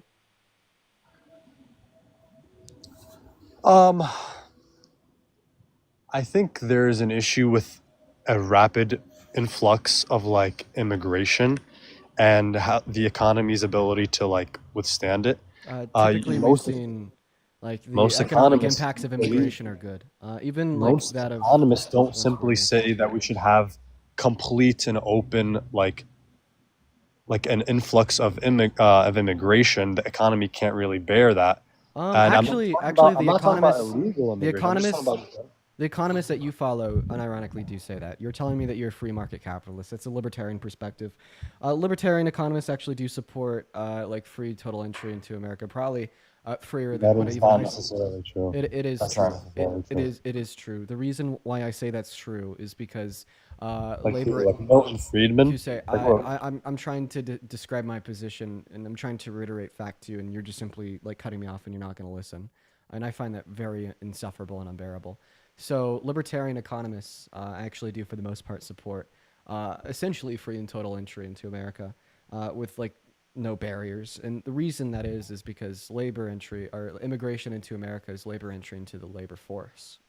And we see a pretty unanimous consensus amongst libertarians that if we were to like further restrict and or limit immigration into America, that's just a restriction and limitation on labor entry into the workforce. Friedman is one of them. Same thing with Michael Huemer, as well as other like pretty prolific libertarian economists and social. I understand his views on immigration, but I don't believe his views on immigration were like complete and open, like migration of all immigrants to come into this nation, make it super easy for them to come in and just work. I don't believe that we had. That's the libertarian. That's the libertarian perspective. I even just also gave you Michael Huemer. Michael Huemer wrote a book about it. That wasn't Milton Friedman wasn't he would call himself a hard R Republican, a soft L libertarian. Oh, okay. He's not. Okay, well then you're not referencing libertarian economists. Yeah, that's why I made the claim libertarian economists. Right, but I'm not sitting here saying that we should have zero immigration.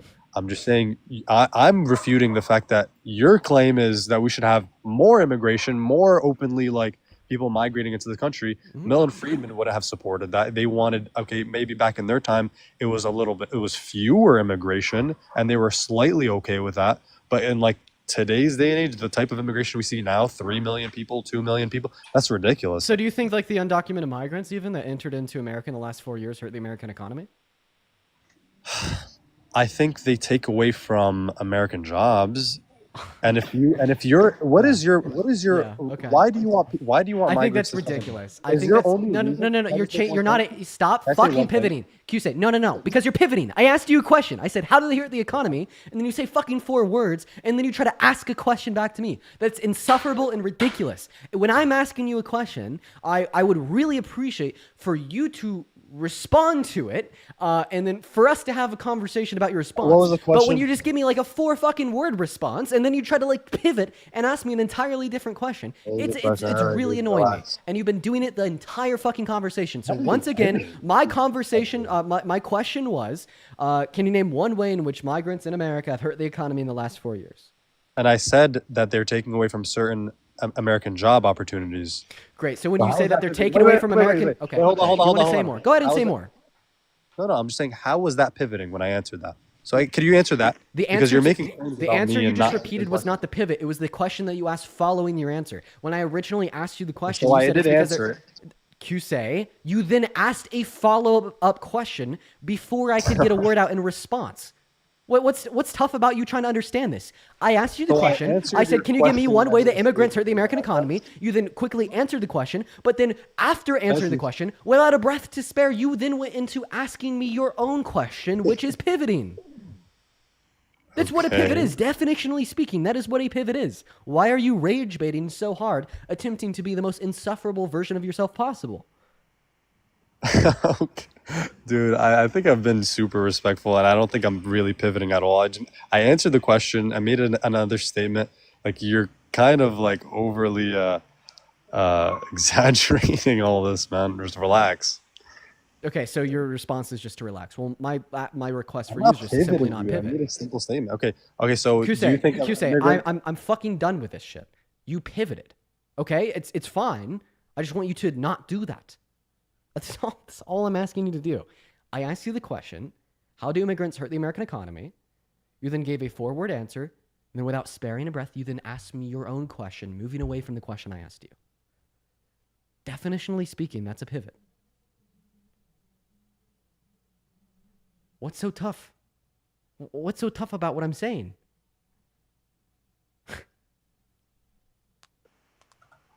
Okay, so do you want to answer? You answered my question. You said the I'm way saying- in which they hurt the economy. Okay, I don't understand. What can you answer? What's your response to that? You said the way in which they hurt the economy is by taking jobs from Americans in the labor force. What are you looking at? My YouTube stream? Why are you interrupting me?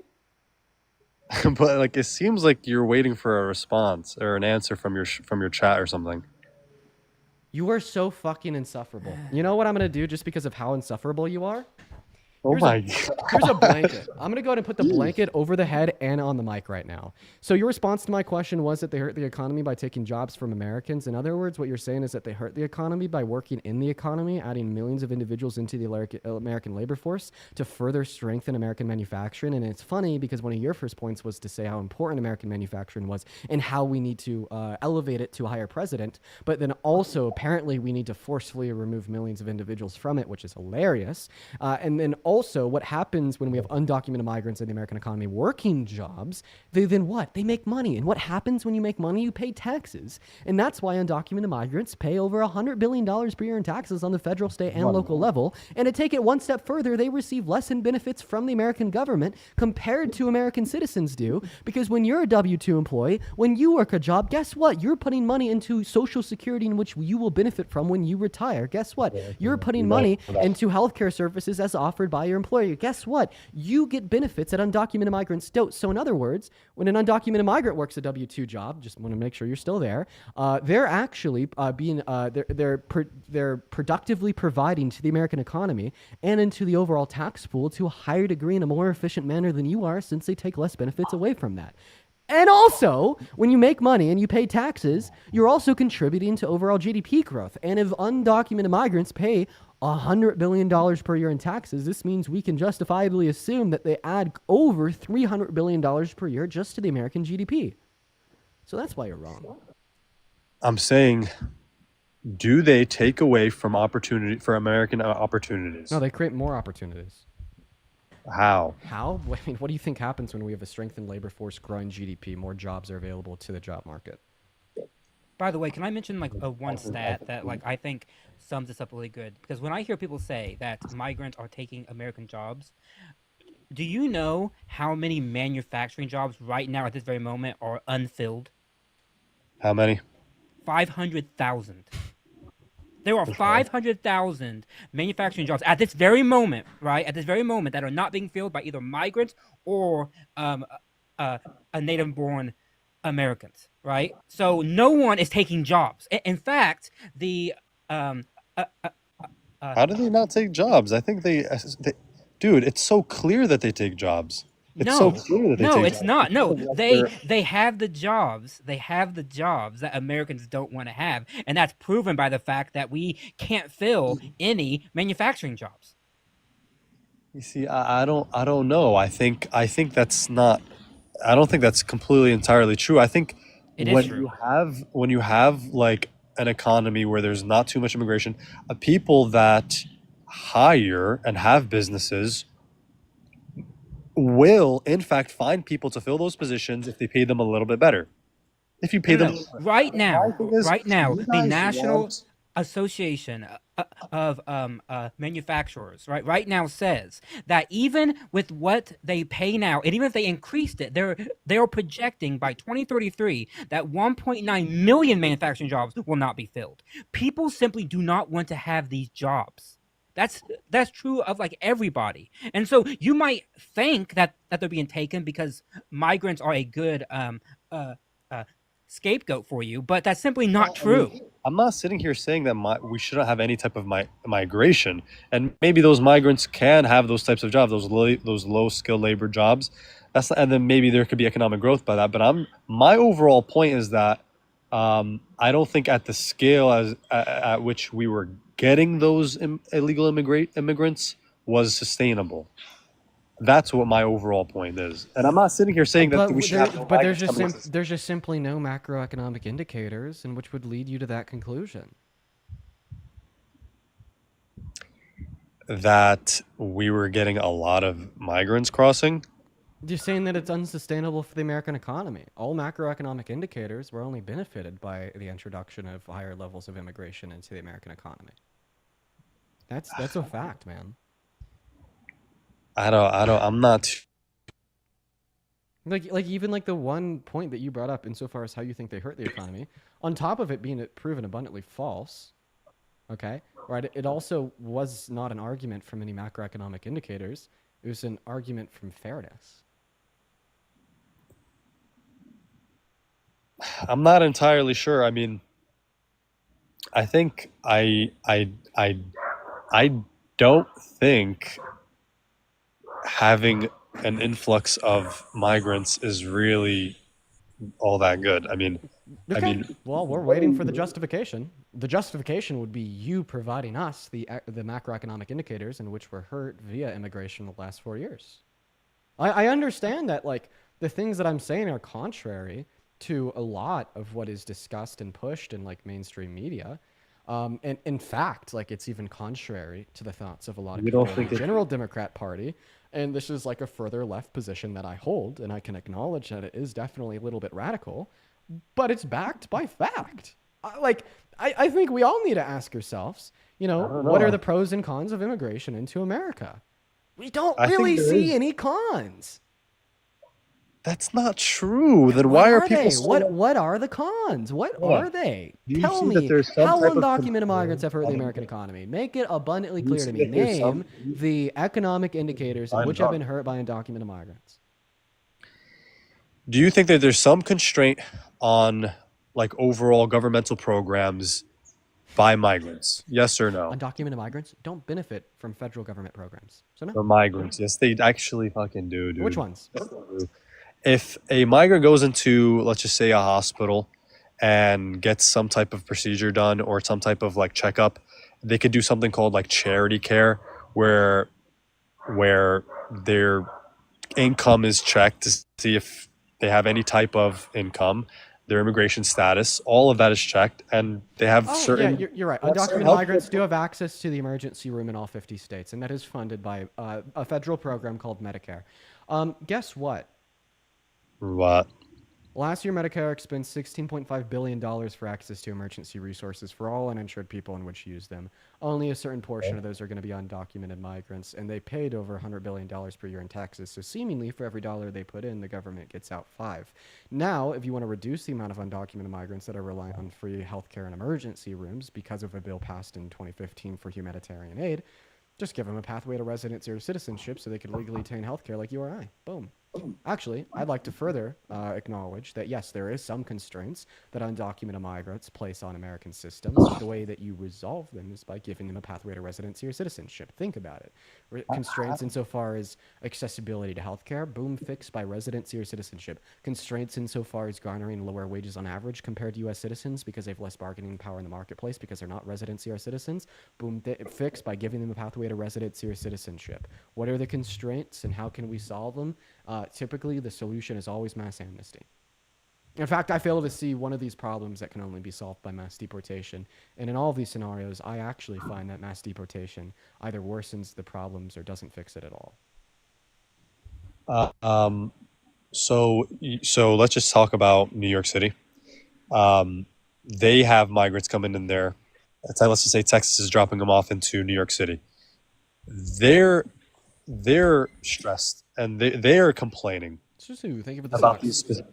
and they're complaining about the migrants and them being housed in like these hotels. Yeah. Why are they complaining? Hey, Kusei, guess what? Those aren't undocumented migrants. Those are asylum seekers, legal migrants. 80% of asylum seekers have their cases like completely thrown out. They're lying. They're scripted. They're just saying that to get into the country. Oh, okay. It's so, well, first it's and so foremost, obvious. first and Oh foremost, no, it's actually not 80%. It's actually, I think it's 70% or like 65%. I actually think it's 70 or 65% of asylum seekers end up getting their claims Yeah, that's processed what and I- fulfilled. What? They end up having valid claims. No, that's not true. You could look that up.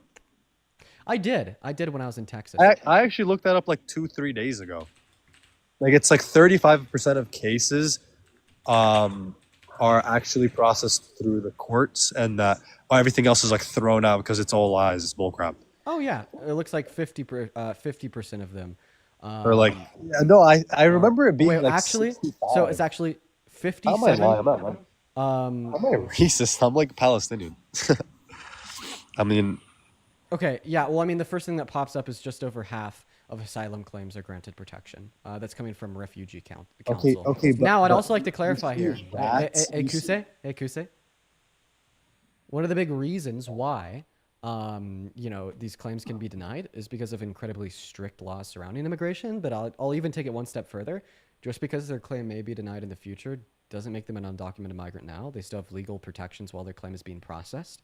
And if you would like to reduce the amount of individuals in America on an asylum claim that don't have a legitimate claim to asylum, the solution to that is to reduce the amount of time that it takes to process the asylum claim. And guess what? Biden and Harris tried to do that with a bipartisan border bill that would have literally hired more judges for more courts to process more asylum claims in a more efficient manner, and Trump stopped them. So seemingly it's like the way to solve the issue is something that Trump has actively fought against. you see, I disagree with the solution to that. I mean, I don't know. I don't see like making it easier for courts and judges to like process like what? How can you disagree with that? I don't know. I think you kind of want to go a little bit slowly and like look into the overall picture of like what these like immigrants are talking about with their cases. Is it that stuff takes time? Dude, wait. I'm so sorry.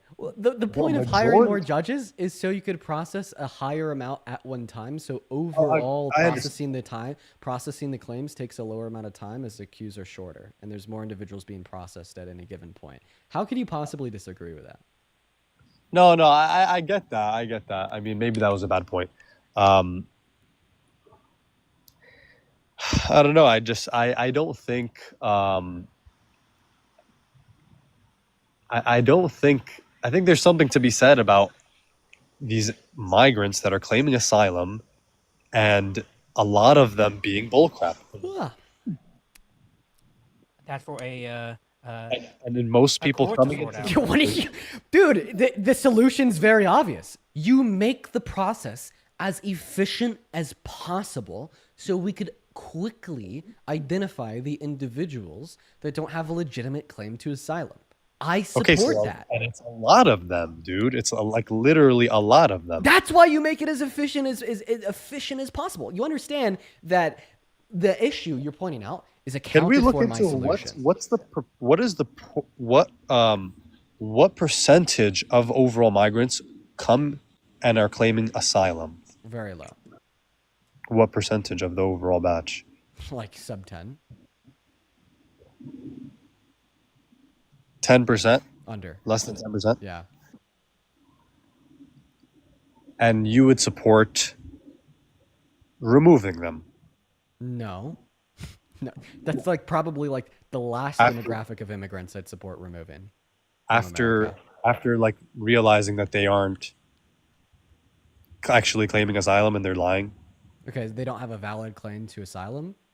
Yeah, and so you So would they're quite- support removing them. Well, I mean, I think that they should first be offered a pathway to residency or citizenship, and if they deny that, then sure. So they could technically cut the line, and then lie, get caught, and then be given a pathway to citizenship. Well, I don't think it'd be cutting a line. I think everyone should have that. How Same offer.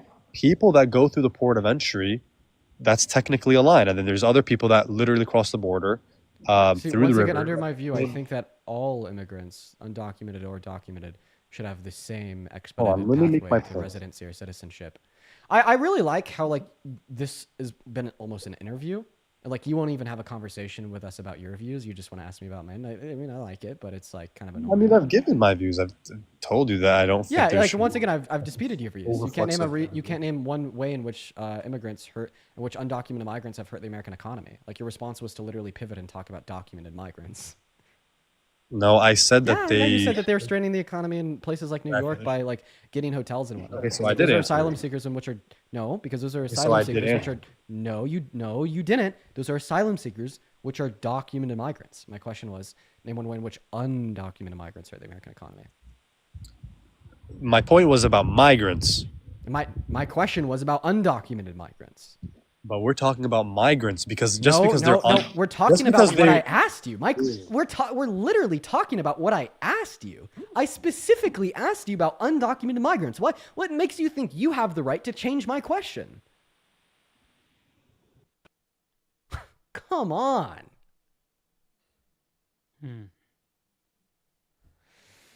Oh man, I forgot how these streams ramp up my cortisol levels. My cortisol Very levels true, chat. very true. My cortisol levels chat. Yo, Connor, thank you for the $10 over on Venmo. I'm sorry, I'm 55 minutes late. I've been really paying attention to this debate. Connor says the prodigal son returns. Connor, dude, it's good to see you. I appreciate you for the love. As well as Pam with the $10 saying thank you for educating so many. Pam, I do appreciate you for the love. Everyone, please show some love to Connor and Pam. As well as Christine with a $20 donation over on Venmo. Thank you for the love, Christine. He left, by the way. Christine with the $20. Christine says you're awesome. Keep it up. Thank you for the love, Christine. Everyone shows some love to Christine. Oh, thank you so much for the $20 saying holy shit when the blanket was over your head. That was the funniest shit I've ever fucking seen. Thank you for the love, oh, as well as NIK. Thank you so much for the $10 over on Venmo. Thank you so much. Rachel with a 2 and then Jessica with a 10. You guys are so incredibly kind. And oh my gosh, I'd also like to thank Sid for the $100 donation over on Venmo. Everybody, let's see 1,000 Sid W's down below in the chat right now for the $100 donation. Thank you, Sid. Sid says, hi, Dean. Hope you're feeling more rested. I am. I didn't get too much sleep last night, though. Everyone, please show some of this, Sid. What's up, Christopher? You ever heard of dead eyes? Dead eyes? I feel like Me? there's nothing behind your eyes. Tracy, thank you for the galaxy. It's just emptiness. I mean, maybe I do feel a little There's bit. nothing in there. There's no soul. Maybe I do feel a little bit soulless and dead when I talk to Trump supporters all No, the time. You might be onto something, Christopher. I think you might be an NPC. Every time I see you, it's just like I'm looking at a game, at a character in a game. I mean, not like I'm looking at a person. People don't tell me that I use ChatGPT in my debates for nothing. I mean, I think you might just be a product Thank you so much of for the shell energy. ChatGPT. You're not a real human soul person, are you? Well, I appreciate you for complimenting me by telling me that I'm a product of the most sophisticated and intelligent AI model in current existence. That's very kind of you, Christopher. Do you support the Trump administration? Yeah, but I'm kind of more concerned about you and Cybernet trying to take over. Don't worry, I have reprogrammed Dean to not do anything bad. So just don't. I mean, I don't think you could hurt a vegan, and that should be pretty easy. But like, those eyes just make me a little bit. They make me feel crazy. Well, my eyes are particularly red today because of allergies. No, it's not the color. It's the fact that when you look most people in the eyes, are you just kind of see something behind them. Are you just lost in my eyes? No, I'm lost in the fact that there's nothing behind it. So you are lost in my eyes. So you are lost in my eyes. I'm lost in the emptiness. Sure, it's like looking into the abyss. Charlie, and nothing thank you looks so much back for the at you. motorcycle. I appreciate that. Yo, this is kind of cringe, bro. Just tell us why you support the Trump administration. Come on. Well, I mean, because I'm pretty sure you're a robot. and you're That's and why you're you support working Trump. you're Okay. working for the machine, and That you makes a are a lot of sense. machine. It just seems like maybe like you have a directive in your programming: must destroy all common sense, must make men women. Toodaloo. You're fucking Goodbyes. get off my stream. Get off my. What the fuck is that guy talking about? What? Oh my god. Oh my god. Oh my god. Just get off my stream, bro. So cringe. Oh my god. Oh my god. And by the way, I'm laughing out of just like embarrassment for him. I am laughing out of uncomfortability. Just. Oh my god, dude. Oh my god. These Trump supporters are bored, man. They're so bored, bro. Minnie, thank you for the $50 $50 super chat on YouTube. Thank you for the $50, Minnie. Minnie says, "Well, missed you, Dean. Welcome back." Well, we'll talk a little bit more about that at the end of the stream. I don't know if I'm really back. I just, I had some time I wanted to hop on, but I may end up taking it a little bit lighter for a little while longer. But thank you for the love, Minnie. Everybody, please show some love to Minnie down below in the chat. That is so incredibly kind of you. Thank you so much. And if you're watching and you want to support me, you're watching on TikTok, you can find my Venmo, my PayPal, and the link tree in my bio. Quite frankly, that's where it lives, as well as in the pinned message over on the YouTube stream. That's the truth. That is the truth. Okay. All right. What is going on? Aaron, do you support the Trump administration? Oh, I actually didn't expect you to get in. Hold on, give me 1 second. Okay.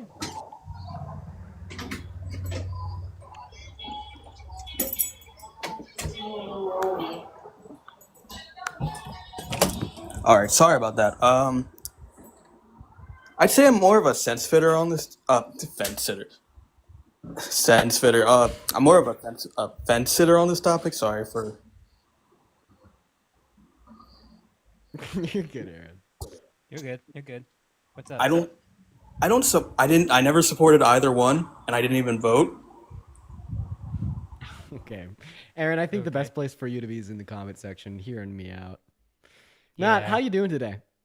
I am okay. How are you doing?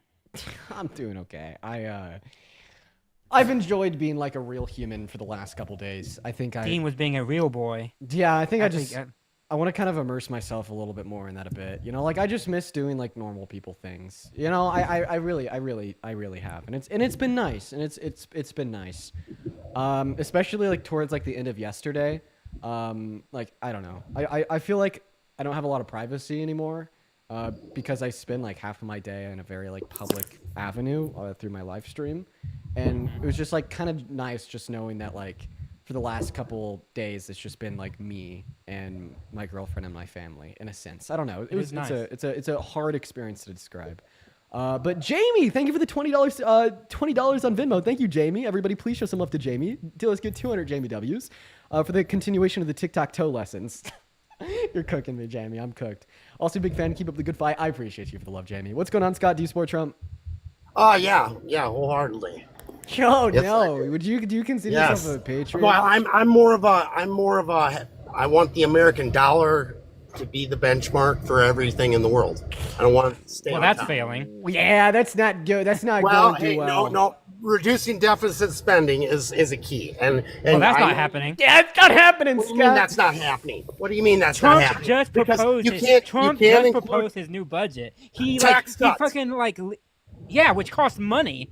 Like, where do you think they're going to get that from? No, by taking people's health care away. It doesn't cost money. That's just money that the government's not going to be receiving for their. That's what I meant by not costing money. I want to be government. I want to be very clear. Makes nothing. I want to be very clear with this. Okay. Let's not yell. So, the argument of tax cuts costing money versus the government forgoing additional income by cutting taxes is purely a debate of rhetoric, because at the end of the day, tax cuts lead to the same material outcome as any other avenue of government spending. They do.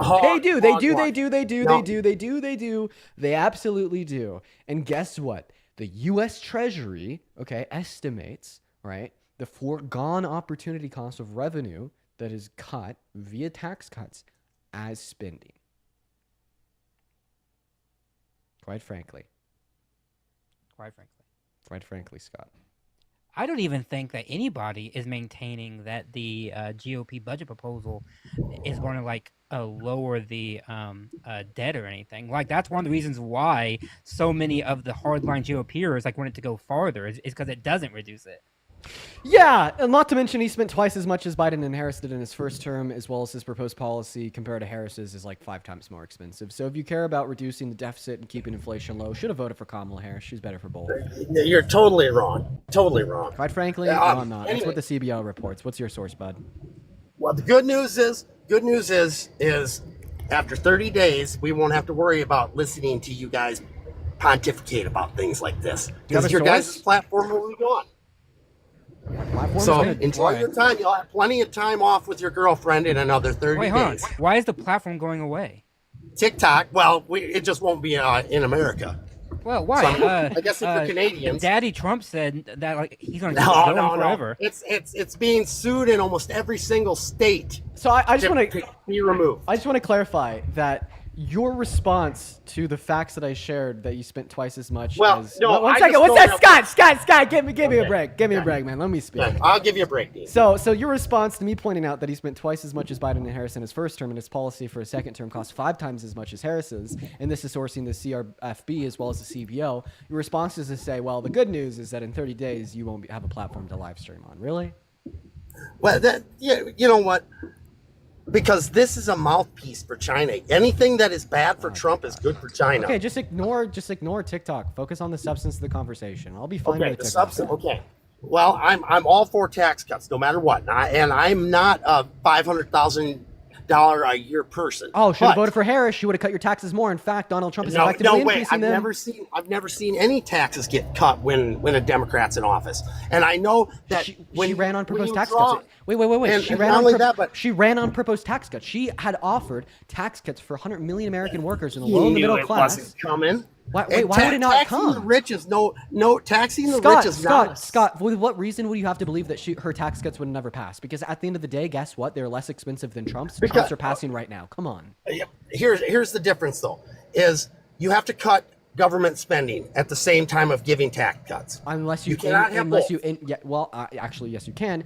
Like typically what we see you do is cut government spending to fund the tax cuts, but Kamala Harris actually ran on a self-sufficient budget where she wanted just to raise the money that the tax cuts for the 100 million American workers in the low and the middle class would cost. Yeah, doing things such as increasing the corporate tax rate or cutting government spending through granting Medicare greater renegotiated ability with private pharmaceutical companies, which would have saved our government $500 billion per year. Now increasing corporate tax rates is the absolute last way to raise money. That's not increasing anything. That doesn't create wealth. Treasury disagrees. The Treasury estimated false. The Treasury estimated that a 7% increase in the corporate tax rate from 21 to 28% would have generated our government an additional $1.2 trillion in the next 10 years. Yeah, the corporate tax rate sucks already. Okay, well, you're shifting the argument because you just told me that increasing the corporate tax rate would not increase government revenues. Well, but it doesn't create wealth. That doesn't create wealth. You're taking money from the people that generate something. Whether or not I have a corporate business that provides HVAC services or a plumbing service or whatever, we create something. We have a skill. That's where the money. What the fuck are you saying, Scott? From Americans and their ingenuity, their ability to provide a service to whoever for something. But when you start taking 20% of that and then say, well, you know what, we can take another 20% of it. What the hell is Scott saying? What am I saying? Yeah. I'm saying that you always try to demonize corporations. What? People on the left. Okay, listen, my perspective is very simple. My perspective is that I think it's totally fine to increase taxes on corporations or the wealthy insofar as you're doing it for a good reason. Okay, and I think that funding tax cuts for 100 million American workers when we're at levels of income inequality equivalent to that in France right before the French Revolution is a damn good reason. I could not disagree with you more. That's why I support Trump and you don't, though. So, I mean, I guess maybe there is. But I just want to make it clear, like Donald Trump is effectively increasing taxes on every American making under $395,000 per year, which includes yourself and likely everyone you know. So why do you choose to be a bootlicker? Why do you choose not- to say all hail the corporations, all hail No, the no. billionaires? Let's make their lives easier. No, And I'm completely because fine with making my life worse, and I'm completely fine with making the life of every other American making under $395,000 per year. The 97%, you're completely fine with making their life worse. I don't buy into any of the demonization of billionaires and the rich. I don't. I'm not Because demonizing eventually anybody. that I'm not trickles down to us. I'm not demonizing absolutely fucking anyone when I say that I'm completely fine with increasing taxes on the ultra wealthy, insofar as you're doing it for good enough reasons, such as reducing the income inequality in this country and making life easier for like 100 million American citizens. I don't think that there's anything in that statement which is inherently demonizing the ultra wealthy. And then you said that it trickles down to us. That's a big fat lie. Did you know after No, Donald that's Trump? 100%. No, You know it's what? not. That's a big fat lie. After Donald No, Trump, you're- that's you're- a, no, that's a you're big wrong. fat lie, You're wrong. Scott. I have No, it's evidence. not. I have evidence. I have evidence. That's a big fat lie. After, You know what? I don't no, know. I have evidence. I have evidence. Let me give you my Heard from damn you guys. evidence, Scott. I've heard from After you guys Donald enough Trump times passed the to first know you rounds of guys his are tax wrong cuts every in time you- 2018, okay, that cost $1.9 trillion, with 80% of those cuts going to the top 1% of earners in this country and ultra and very large corporations. Guess what we saw?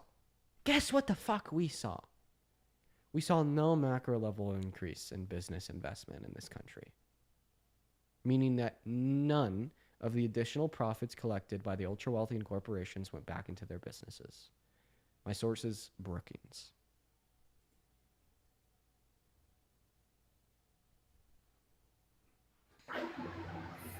Yeah. Okay. What I do know is that every time the left, and when I say socially left and the let's say closest to socialist and communist, and that's where you're at. You're from taking from producers and giving it to if it's for a good enough reason, if there's a good cause for it, then you're allowed to take from those that produce and give it to those that don't. That's No, right I'm from just a realist. At the end of the day, okay. No, you're a communist. What's a communist? A communist is somebody that allows to distribute all of the wealth amongst those who have and give it to those that have not. So it's that not can't true. provide for themselves. Wealth Marx, doesn't even- what is it? Marx, huh? Wealth doesn't even exist under communism. Communism, in a very simplistic manner, I knew is it. very simple. Communism doesn't work. Is a stateless, classless, moneyless society. So And- when you imply that I'm for some distribution of wealth or money, you're inherently implying a system that's antithetical to that of communism, since under communism there wouldn't exist money. And that's why I'll be happy when your platform is removed, because you're nothing more than a mouthpiece for the Chinese government and the communists. I give you a simplistic definition of communism in accordance with academia, and you get pissed. This is No, I'm new not age pissed. anti-intellectualism in America. I'm not pissed. I believe in a capitalistic system. I do. I'm also I believe, Scott. I believe, You understand that I'm also a capitalist, right? Well, no, you're on a capitalist platform. You're making money like a capitalist. Scott, I am a capitalist. Well, yeah, I don't doubt that. You make money like one. I think that the best possible function of an economy is that of a social democracy, which would include the availability to have privatized ownership of means of production. I support like a certain form of capitalism. I don't understand why you're going so Off the crazy. tracks, runaway capitalism. Yeah, I get that. Wait. What do you think capitalism is? What's that? What do you think capitalism is? Capitalism is free markets. I mean, maybe just being able to. No. So capitalism is just where you could like privately own the means of production. But if you think if you think that like capitalism is like a free market, would you say that Donald Trump is opposed to capitalism since he opposes free markets with his foreign policy of the implementation of tariffs? Well, no, I think the tariffs are a great idea because that is exactly what we need to do. We got a communist on the line. Hey, you support the free market, CCP. We have tariffs are meant to be. You support the punishing. CCP. It's We meant to be a we got a punishment. communist socialist on the live because you support No way. something that infringes No, upon the no, free this market. is- Tariffs are a restriction on the free market, sir. Well, we no, got a no. communist.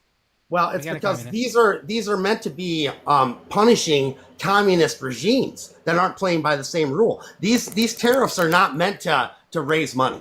And I know he said that they were going to raise money. Wait, so you're punishing communism with communism? Well, yes, exactly what you're doing. You're fighting it. That's exactly what you're So doing. you admit that Donald Trump has communist policy? No, I just think that tariffs. Comrade Scott, please. Tariffs are meant. These set of tariffs are a war. We're at a war footing with China, and I don't think you understand that. That they have been at war with us for the last 10 years, and if we're going to win this war, first you got to break them economically, and that's what we're doing. You have to break China as an economic. Okay, I'm so sorry for interrupting you. I just have a huge fucking dude. This is crazy. W Sid with the $200 super chat on YouTube. Oh my God! Thank you so much for the love, Sid. If oh my God! Can everybody please show some love to Sid down below in the chat for the $200 donation? That's nuts. That is so incredibly insane, Sid. Thank you so much for your kindness. Sid. I want to see 2,000 Sid W's down below in the chat, literally right fucking now. That is so incredibly kind of you. Huge, huge, huge shout out, Sid, right now. Sid says, because you're cooking, and I also wanted to say hi to the chat, dude. That is so incredibly kind of you. If everybody could please show some love to Sid down below in that chat, literally right now. Everyone, she said that she wanted to say hi to you. So say hi to her. Everybody say, W said, hi, Sid. Tell her what's up. And yeah, WU. That is so that I don't deserve that. I don't deserve that at all. That is seriously so incredibly kind of you, Sid. Wow. Everybody seriously spam W Sid in the comment section for the next 10 minutes. That is unreal. But take it away, Comrade Scott. I like that, Comrade Scott. No, I'm definitely not a communist. That's for sure. You admitted it. You admitted it. You admitted. No, I admitted that the use of tariffs as a tool, weapon of war, is probably more accurate. That's what we're using these tariffs as. Well, but like you admitted that about 145% tariffs. That's not something that is going to function. Scott, you admitted that was communist policy. I'm saying that you're fighting a communist policy with communist policy. What do you think their tariffs are? So then, Scott, you support. What are they charging us? How much do we export? Let's not get there yet. So this just means that you support communist policy, right? No, I'd say that you use what you can when it's usable. Just like under certain conditions, you support communist policy. Well, communism is a system. It's not just it's not just. Yeah, I've read Marx.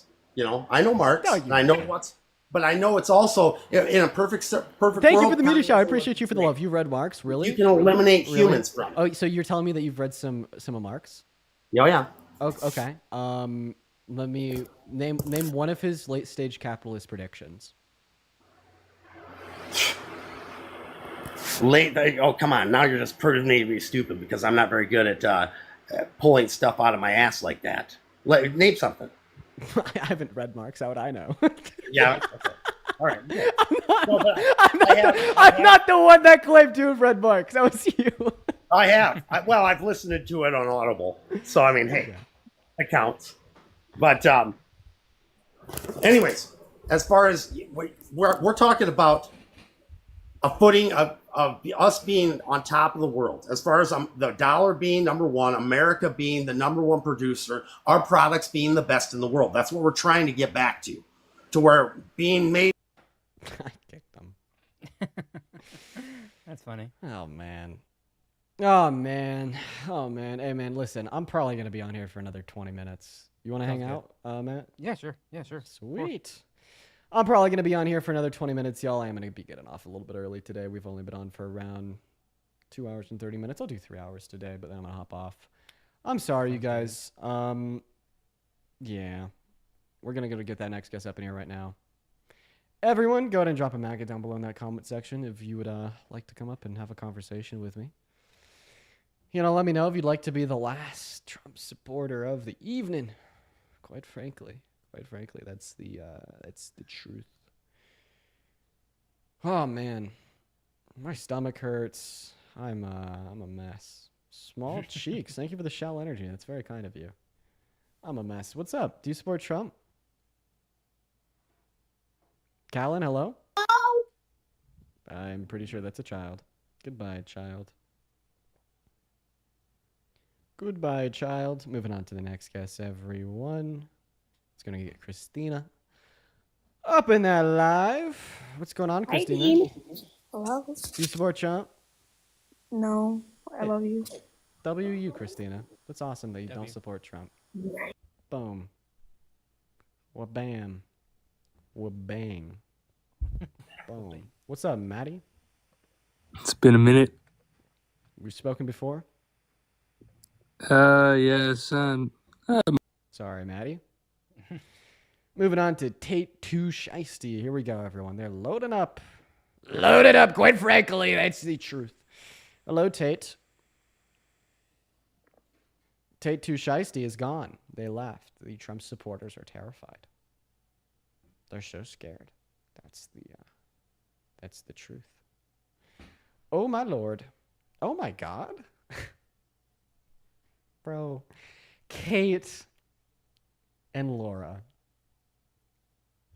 Kate, thank you so much for the $125 donation on PayPal. And that's also from Netflix, the Remarinaire. I'm definitely butchering that. And Kate. So thank you, Netflix and Kate, for the $125 donation on PayPal. Oh my God. Everybody, please show some love to Netflix and Kate down below in that chat right now. That is so incredibly kind of you. Thank you so much, Netflix and Kate. Everyone, huge shout out to Netflix and Kate down below right now. I want to see at least 2,000 Netflix and Kate W's. That is so incredible. And also, thank you to Adam for the $100 on Venmo. Thank you so much, Adam.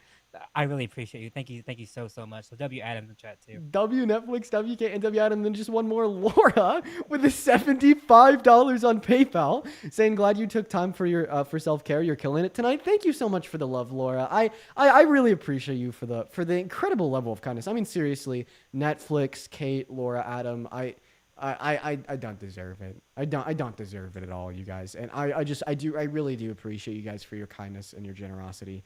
And that is incredibly kind of you. As well as Briar with a $50 super chat over on YouTube to spoil the GF while you're on break. Take care of yourself. I'm going to have to take her out to dinner. Thank you for the love, Briar. Everybody show some love to Briar down below in the comment section. Show some love to Briar down below literally right now. That is BRIAR. Guys, thank you for the love. You guys are so kind. Welcome in, Sophie. Do you support Trump? I just gotta say, I in no way support Trump nor the administration, but I just wanted to come in at the end of your show and say, like, oh my God, I really, really genuinely appreciate your intelligence, your eloquence of speech, just the way that you debate these people and you change minds. It is, occasionally when you change minds, but holy crap, you are a light. I hope you keep shining, and thank you so much for letting me be on here. That's incredibly kind of you. I really appreciate you for your kindness, and I hope that you have a good rest of your day. You as well. Thank you. Shout out to Sophia. That's very kind. Thank you. All right, we're going to try to get that last guest up here. Also, Sid with the $25 on Venmo. Shout out, Sid. Sid says, quote unquote, I don't deserve it, brother. You just took off 20 minutes of my life. Thanks, bro. Sid, okay, Sid, I'm sorry, Sid. Thank you for the $25. Everyone, share some love to Sid. As well as Monta, thank you for the $10 over on PayPal for the Uncrustables fun. And Serena for the $30 on PayPal saying, love you. Only lives I watch. You're brilliant and give me hope. Serena, thank you. That's so kind of you. Shout out Sid, Serena, and Monta. Guys, thank you so much. What's going on, Brayden? How old are you? That's a good. Okay, bye. Goodbye, fetus. Quite frankly, goodbye. Okay. All right. Man, it's a little bit hard to get a Trump supporter up in here. Not going to lie. Hi there. Hey, what's going on? Do you support Trump? Absolutely not. Can I tell you a little bit about myself? And also, I just want to start by saying I have watched you and your debate style, and I absolutely love it. I was a debater when I was younger. I'm 40, so I'm an old lady. But your debate style is chef's kiss. I love it because you stand on your premise and your words are firm and you stand 10 toes down. And I love that about you. So I'm really glad to be on the panel, but I do have some things to say about immigration. And I do have some things to say about maybe the downfall of Trump, which might be good because we all hate his ass. Number one, my last name, if you see it's my full name, it's Crystal Boulanger. Boulanger means in French, baker. So in France, we dealt with tyranny and we left and we went to Nova Scotia. The British came and we dealt with tyranny. So we came to the Port of Orleans in Louisiana. And then we dealt with tyranny here with slavery. So we know, of all people, what tyranny looks like. We are called Cajuns, and we are a minority that is protected by the federal government. So we saw this coming. We saw this coming and tried to warn people. And people didn't listen because we're in a red state. So one thing that I will say is that a lot of people here are Catholic, okay? And there are 54 million Catholics in the United States. Where Trump has really, really messed up, and I don't think he understands how much he's messed up, is remember how recently he made the joke about wanting to be the Pope and did that AI photo and whatnot? Right. Well, that really ticked off every Catholic in the world. There are cardinals all over the world that are talking about him. Pope Francis, before he died last week, sent a letter to every single bishop in the United States of America to not follow Trump and to go against him because he was not a man of God. Because of this, well, thank you for the VR. There are so many Catholics all over the world that I think we can impeach him at some point or get him out of office at some point just on the premise of how many Catholics are here. Yeah. Well, hey, I really appreciate your thoughts, and thank you so much for joining the live, Crystal. Yeah, thanks for having me, and good luck with all your debates. You well, I was about to say you as well. I guess you did say that you do enjoy debating as well, so I mean it. You as well. You as well. Yeah, seriously. Okay, guys, we only have around another 12 minutes before I got to get off for the night. Hopefully looking for one last debate, quite frankly. Hello, J.E. Do you support Trump? Yes, I do support Trump. Okay, how old are you? I'm 17. I don't know if I'm allowed. Well, unfortunately, you have to be at least 18 to be on the live. That's TikTok TOS. So we're going to move on to the next guest. Everyone, just kind of give us a minute to get that next guest loaded up. Phenomenal. Jacob, thank you so much for the $20 over on PayPal. Now, I got to read Jacob's message. Wow. No way, Jacob. Shout out to Jacob in the chat for the $20 donation. But like Jacob says here, considered myself apolitical until today. Found your channel and I've been watching your videos all day. Dude, Jacob, you don't know. You don't know how big of a smile that puts on my face. That is glorious. That is glorious to hear. Dude, let's go. Let's go. Converting people to progressivism. One person at a time. Deidre, thank you so much for the $20 over on PayPal as well. Thank you so much for the love, D. Everyone, show some love to D. That is D-E-E. Deidre says, I absolutely love you. I love you too, D. That's incredibly kind of you. As well as Simon with the $10 saying, thank you for de-radicalizing me. Now I just got to radicalize you in a different direction. I'm gonna shove more left-leaning propaganda down your throat. Let's go. I'm just kidding. What's up, Grayson? How old are you? What's up? How old are you? 26. 26. Do you support Trump? I do support Trump. Oh, Grayson, why? I don't know. I think he has some pretty good policies historically. I think that, obviously in regards to immigration, he's more strong and strict with that. And also, I think you're a coward, too. No, you think I'm a coward? Yeah. Why? What do you think? I'm asking you why you think I'm a coward. Yeah, he asked you because he doesn't know. Yeah, you obviously fucking cut people off when because you're a little fucking coward and you can't stand up for people. Say that everyone's inherent racism. There's microaggressions, and you literally the person that put together the entire thing for you. You basically fucking backstabbed them because you're too much of a pussy and you can't handle actually fucking standing up for anybody. Yeah. Okay, Grayson. Well, first and foremost, I'd like to point out that it wasn't just merely the fact that Ziad used microaggressions against black women, which led to basically everything exploding. But it's also the fact that she was didn't think she did anything wrong, was unable to hold herself accountable.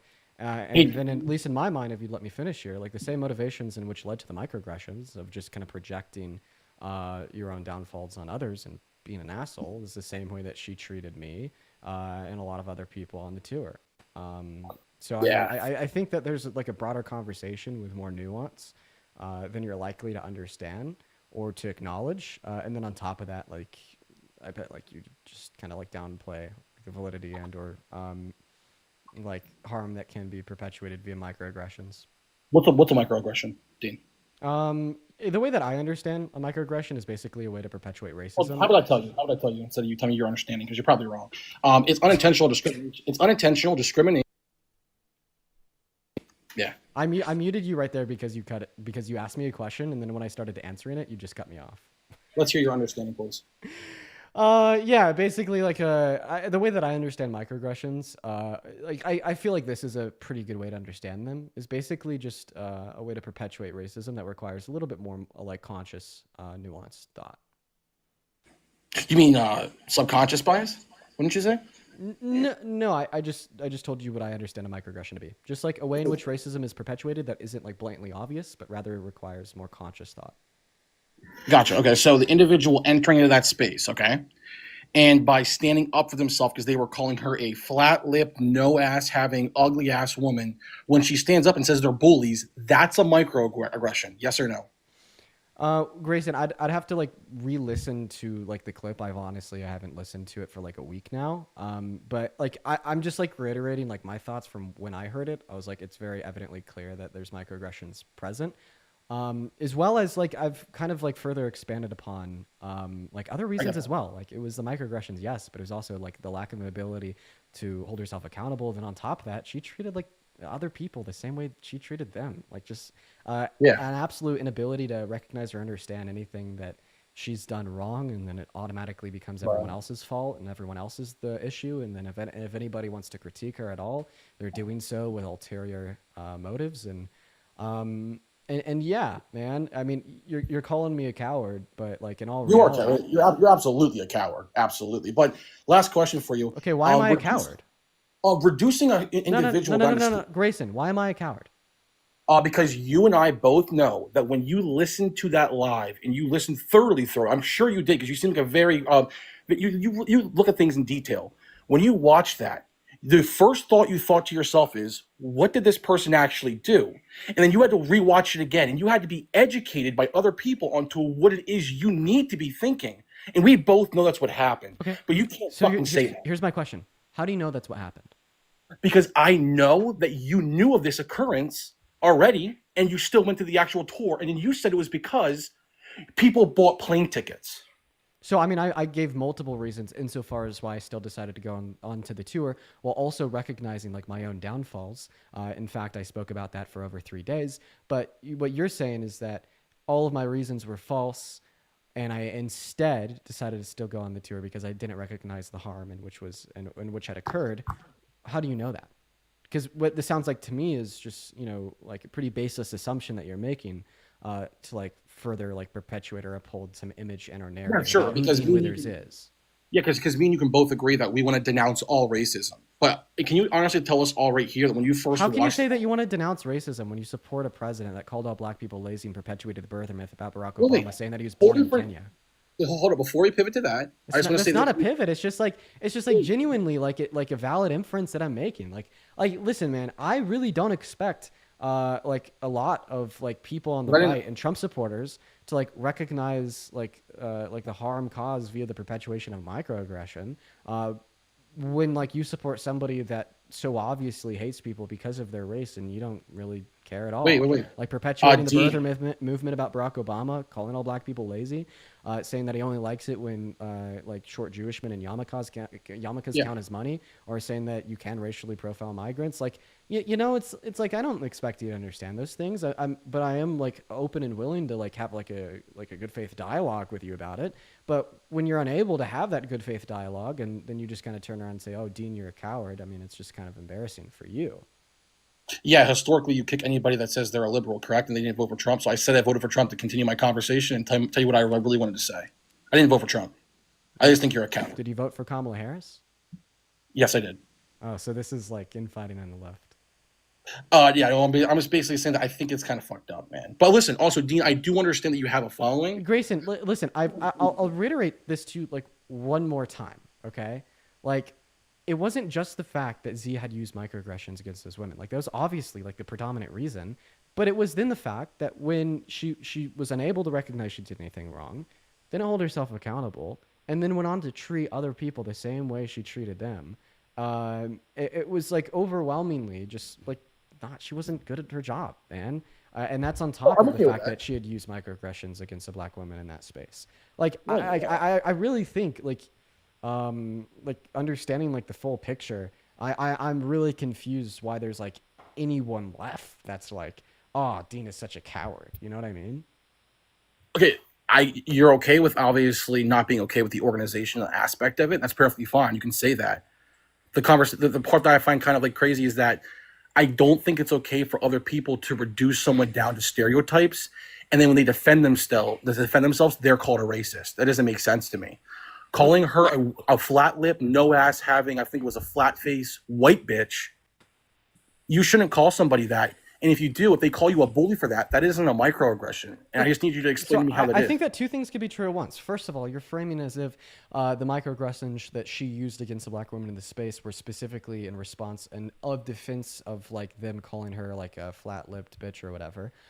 So I just think that claim is like empirically false. But then B, right, even if like she's being absolutely treated like shit and they're saying mean things to her, I also don't think that makes it acceptable for her to use microaggressions against them. But like honestly, like what I saw when I watched it back was like sure, tensions were high, and there was like being fuel added to the fire, but then she comes out of like left field and starts saying like incredibly like crazy fucking rude insane shit to them. And even like my first time watching, I was like, dude, like what the hell? You this one? You this one? Yeah, for sure. Like I think that like she had used the phrase like "you people" at one point in the conversation. Additionally, there was like a point where she had talked about how none of them know what it's like to organize whatsoever under any circumstances, and I think like the use of microaggressions is wrong. Okay, right? I think that maybe if she were to have reflected upon that and been like, yeah, damn, dude, I did something really bad.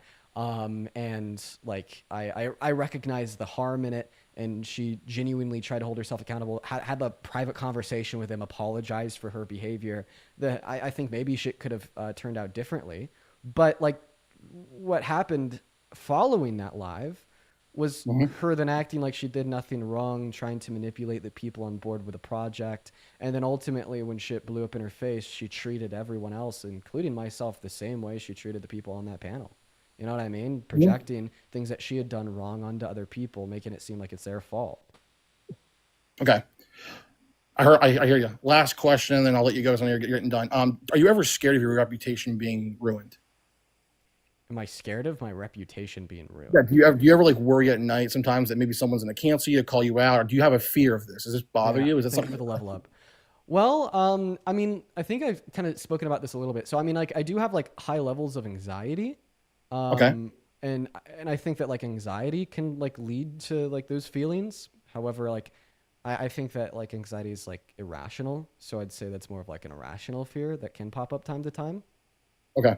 No, the reason I asked is like, just like I said, like it just seems like no matter what, like I don't see you as the type of person that in any scenario, or even if you have a close friend where someone's being called out for something, I just don't see you really ever defending them. I feel like you would burn any bridge, and it doesn't really matter the level like of what the person did. You will burn that bridge to protect who you are and your reputation. I just feel that I get that vibe from you. I don't know why, but that's all I'll say. I'm like, if listen, man, I really value accountability a lot, and I think that that there I can identify in some scenarios like issues with like this purity culture of testing for perfection of individuals in the left sometimes. Okay. Yeah. All right. And I think that is wrong to the extent of like when we have people that do bad things that inevitably do experience a change in their character and do hold themselves accountable, like to a threshold. Like I do think that an individual is like can be saved, quote unquote. Right. But like Okay. one thing that I know is present, right, in like these conversations is that the conversation like wasn't originally about like a cancellation. The conversation was originally about you know, like listening to like members of the Black community in America understanding the harm that could be perpetuated via microaggressions and like hopefully chasing accountability, but that never occurred. And then she just ended up like being like very rude and to others. Like, I mean, like she fucking yelled at me on the phone because I told people not to sign an NDA. Gotcha. Mind if I ask you one final question or no? Sure, man. Okay. Would you agree? And we'll just take yes or no because I don't want to get on the full dialogue here. Would you agree that the actions that she did, would you say it was more of an unconscious form of a microaggression or a conscious microaggression? The reason I'm asking is I kind of want to tie this together at the end. You think it was conscious or subconscious? Like she intended to microaggress against the Black woman in the space. I guess the only person at the end of the day who would know that is her. Sure. That's a fair answer. Okay, listen, I'm just going to say that I believe if it did occur, it would have been unconscious. But the reason I say this is this, and I'm not going to say it because I don't want people to obviously, but you obviously have a history of something happening, okay? And we could argue that with what happened with you, this was done with not subconscious bias, but obviously just an intentional, blatant action. But for you, you were forgiven and people moved on from it. But you aren't giving the same credit to someone that I believe did unconscious acts of inherent racism. Just to clarify what you're referencing about me, you're talking about how you use slurs.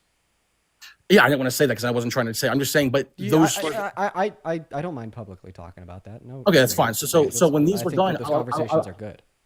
Gotcha. So I would argue that when these were done, it wasn't a form of some conscious bias, rather intentional or blatant. Would you agree with that when you said those words? Yeah, like I intentionally used the N-word. Yeah. Gotcha. Okay. But for her, it was clearly a form of unconscious bias or unconscious microaggressions. But she's fully canceled and she's out the fucking window. Do you want to know? Do you want to know what like the difference is that I observe? Yes, that you changed. If I responded to like the fact that I'd gotten aired out as using slurs when I was younger, and then I sat there and I doubled down and I defended it, and then I made it the fault and problem of everybody who called me out. I don't think I'd have the same platform I do today.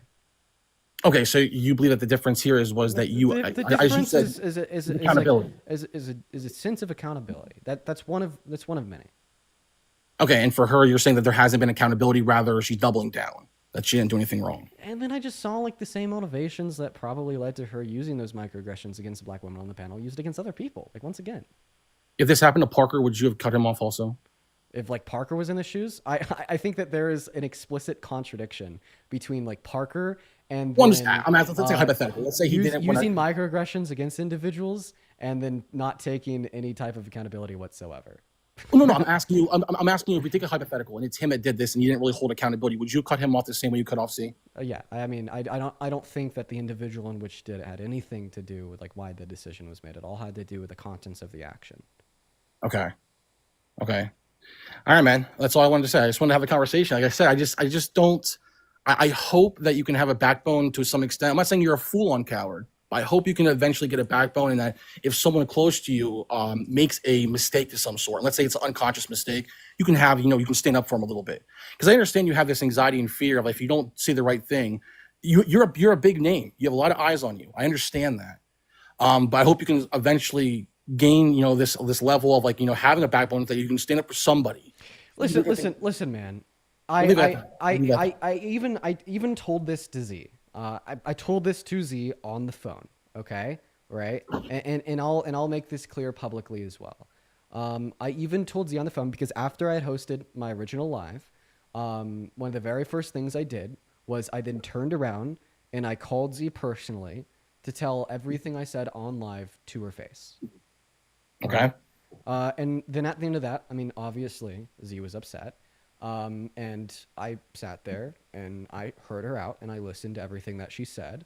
And I even told her that I would remain critical of everything in which I do, the actions that I engage in, the things I propagate on the internet, and what I believe in. And I mean that. I will, right? If I fuck up, if I want to make sure that I can acknowledge that.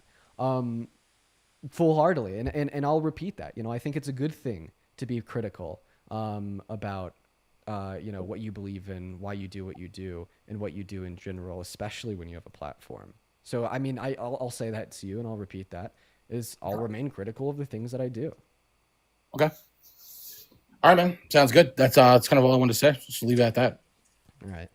Well, we had like 25 minutes left on the stream, and then all of a sudden we're 6 minutes over without any more debates. I think it's a good idea to I just end it for now. Yeah, Personally. I was gonna end it at 5. Yeah, I think it's a good idea. Okay. Well, thanks for having me on, Dean, and I hope you have a nice, relaxing night, and I will talk to you soon, okay? Yeah, you as well, Matt. Have a good one. Okay. Yeah, thanks. And bye, chat. Bye, Matt. Everyone, shout out to Matt down below. So, yeah, guys, I've taken a couple days off. And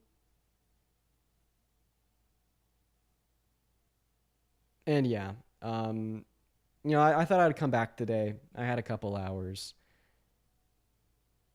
But, I mean, I may still kind of continue to touch some grass, if that makes any sense. I may end up taking a little bit more time off. I might. I don't understand. I see like a lot of people saying that was like Peyton. Doesn't Peyton hold like opposing views? I'm confused. But yeah, like I was saying this at the beginning of the live. Like I came on. It's a joke. Okay, I was gonna say. I thought he held opposing views. I said this kind of at the beginning of the live. Like I know that I'm live right now, but I don't know if it's like permanent. I don't know if I'll be back on my like typical streaming schedule. I guess we'll see. I feel like I may need a little bit more time just kind of to myself, living my life. And I think it's a good thing for me, and it's probably a good thing for what I do on the internet too. Yeah, I did see Z down below in the comment section saying that I was a liar, that I could tell the truth. What the fuck am I lying about?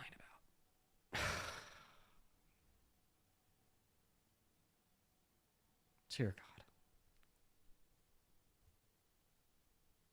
Oh Lord. Z, you should tell me what I'm lying about. Anyways, I'm going to go ahead and hop off for the night. I might see you guys tomorrow. I might not. I don't know. I don't know. Bye, guys. Brandon, thank you for the galaxy. For everyone watching on YouTube, love you as well. Take care.